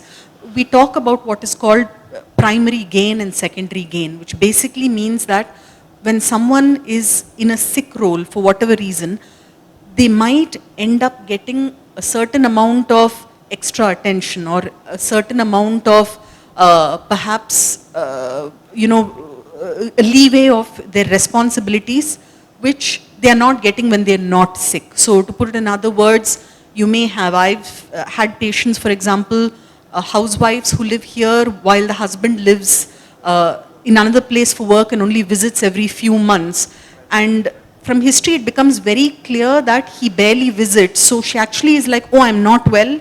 You've got to take leave from work and spend more time with me and take me around to see doctors, which he ends up doing. So, she's actually getting TLC because of this whole thing of, oh, I'm unwell, and the husband's like, oh, so I have to be your caretaker. And so it actually serves an odd purpose of getting more attention. This is important to understand, because if you remove the symptom, the attention also is not there, and then it's back to square one, and then a new symptom pops up. So understanding these undercurrents of why are the symptoms occurring, what are the possible benefits of the symptoms, and what happens when the family dynamic things changes, is what I'd be doing psychosocially. And then after that, of course, drugs. Duloxetine is something that I tend to use, especially in somatized depressions. So who's winning the World Cup? Today there was a nice match. I think most of us missed it because we were all here in transit. How many for India? Eternal optimists. South Africa? None. New Zealand? Some people. Afghanistan? No one. Okay. Right.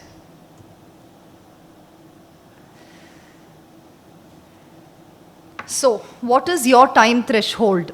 Now, such patients are coming to you, either regularly or sporadically. What is your time threshold with a patient with long-standing GI symptoms? All these patients have had negative workup.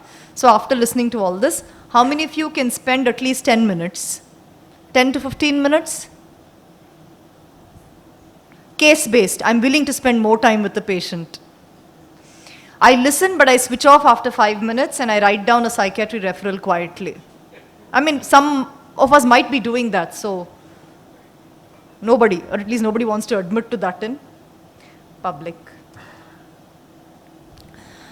Dr. Illavarasi, down to our final case for the day. This is a 24-year-old teacher, married with a small child. She has to travel 1 hour each way to work every day. Unfortunately, this is all disturbed due to her prolonged defecation time, 30 to 45 minutes. She strains, she sometimes uses digital evacuation strategies, always feels a sense of incomplete evacuation. She cannot concentrate her work, she's depressed, she thinks that this has become a lifestyle problem for her. What do we do? How do we approach her?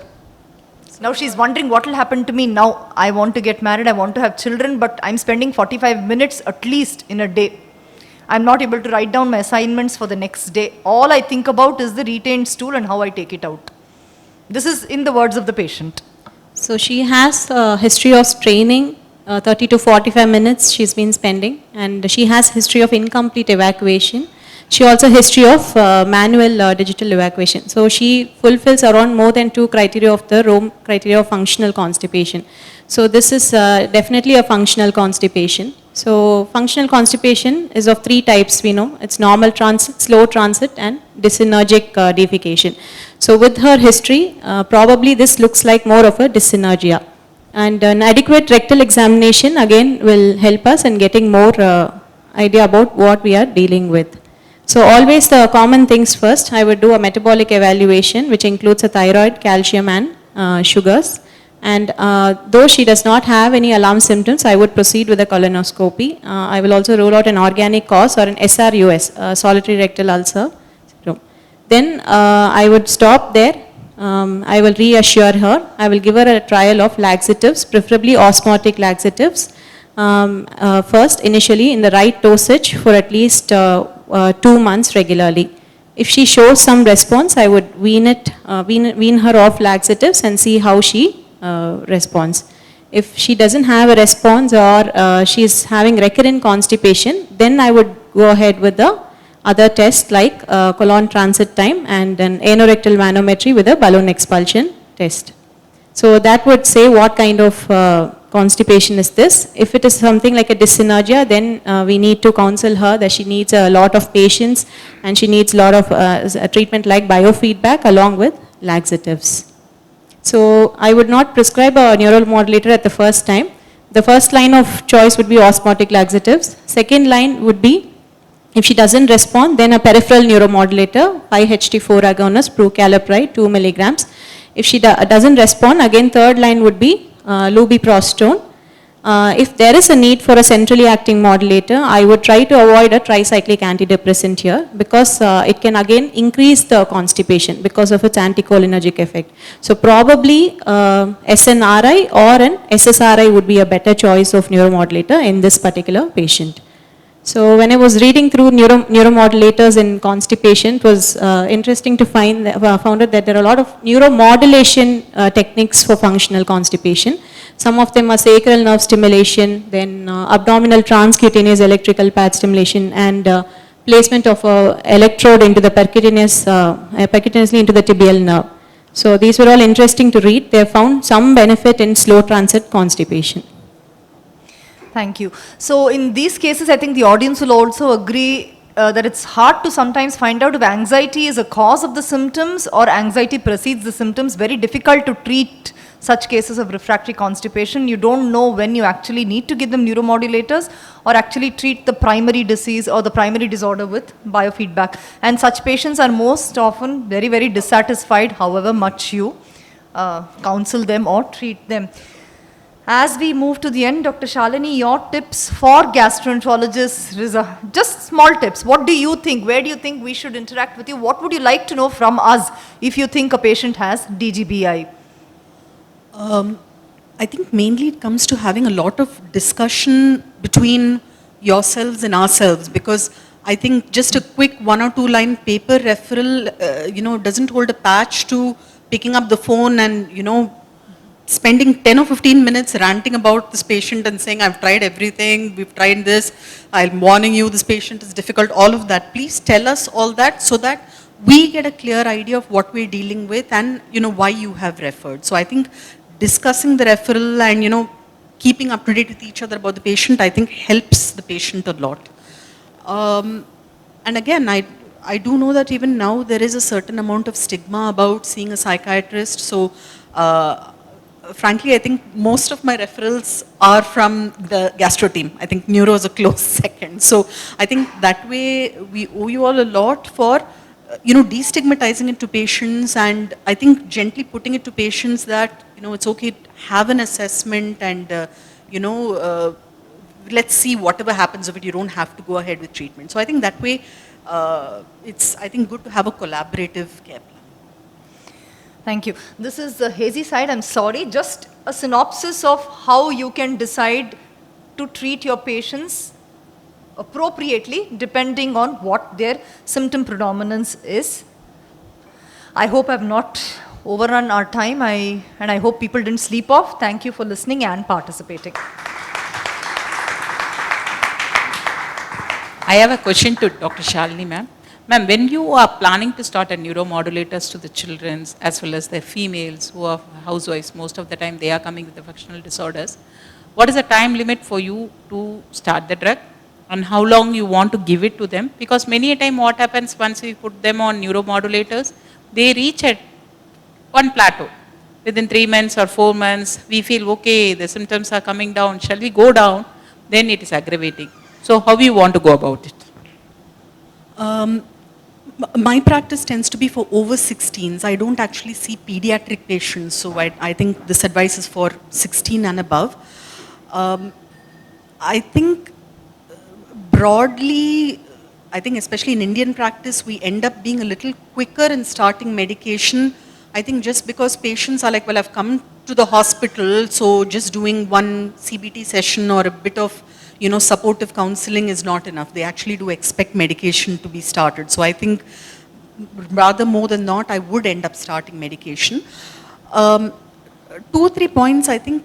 One, in terms of side effects and tolerability, SSRIs tend to be best. So if I feel, okay, maybe let's start with something very gentle, I'll actually start an SSRI because, very beneficial side effect profile. Mirtazapine and things can gain a lot of weight, especially in women, and then they come back, well, the symptom is gone, but I've gained all this weight. Now what are you going to do? And it's a big, big uphill thing. You're right about the chronicity of treatment. I mean, the way that we view it is that at some level there is a subconscious conflict, there is an anxiety which you are to some extent artificially suppressing with medication and making it more bearable and helping the person sleep. And once you take that off, they are a lot of the time back to square one. So unfortunately, when you most of, for example, depression or anxiety disorders, the recommended duration is 6 months. But a lot of the time, even if you wean it off after 6 months, patients bounce back and say, oh, I was well for 6 months, you stopped it, and now I'm back again. So realistically, it does require a longer period of treatment. And I tell patients, well, you're suppressing this. If you look at therapy, or if you look at maybe having some more to understand the stress aspect, or some more counseling that way, that may help you do better once we've weaned it off. Question to Charlie, madam, again. And what is your take on the commercially available combination preparations like daytime anxiolytics, flupentazole and melitrazone combinations? And I personally prefer to write them individually. I mean, I think the exception being stuff like Nexito plus the escitalopram plus a low-dose benzodiazepine, which works very well. I think it just makes it more, I prefer to do little just these two medications rather writing combinations over combinations. And the second thing is actually flupentixol, to be honest, is a little outdated now, mainly because there are long-term effects of using that family of antipsychotics where they develop extrapyramidal side effects and tardive dyskinesia over time. So it has little fallen out of favor. It used to be very, very popular for these, neurotic, anxious people. But, current practice using something like quetiapine, I think, is better in the longer term. So I tend to prefer single.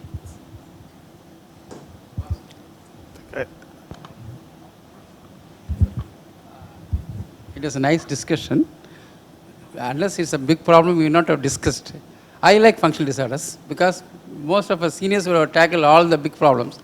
For me to tackle, I have some patients. Most of my patients happen to be ladies, and I can talk well whenever there is ladies around. So, okay, that's different matter. I'll come to the points. Okay, I got the attention. I'll go for questions. First is in abdominal pain. I think boss will agree with me. There is role for Indral. Propranolol 10% drug in Indral, in selected patients, it has got useful. And for SNRI, it is useful whenever there is, SSRI is useful only there is a diarrhea predominant IBS. SNRI, duloxetine will be useful, in constipation cases. I will not prefer SSRI. And amitriptyline will not get addicted because I wrote one drug, it's very difficult to refill the prescription. They need a fresh prescription. So I don't think they'll get over prescription. Third thing, the role of some things like Kegel exercises, although initially used for. And on behalf of my co-chair, I thank and draw the section to a close.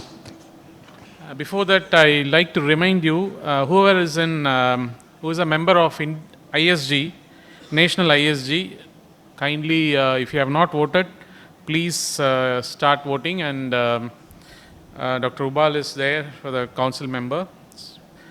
And whoever has not registered for credit hours, kindly use the link and then register for getting the credit hours. We had a nice evening today, a presentation on celiac disease and ulcerative colitis, very thought-provoking discussions. And thanks for the presenters, the postgraduates, and wonderful panel discussion. Thanks for the participants, chairpersons, and moderator, especially. And thanks to Lupin for providing this hall and the ambience. And again, thanks to Patton, President and Secretary. With these few words, we'll conclude this session. And please join us for the dinner. Professor Eapen to hand over the certificates to the postgraduates for their contribution. Shakti Srinivas from KMC.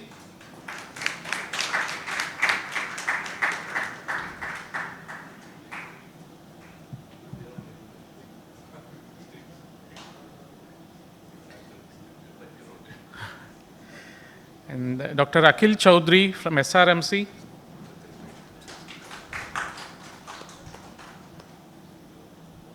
Dr. Aravind from Global Hospitals.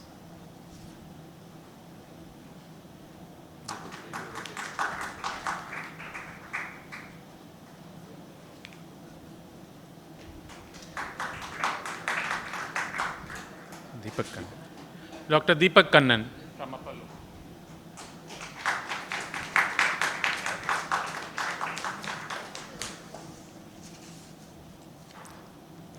Thank you. We can join for the dinner now.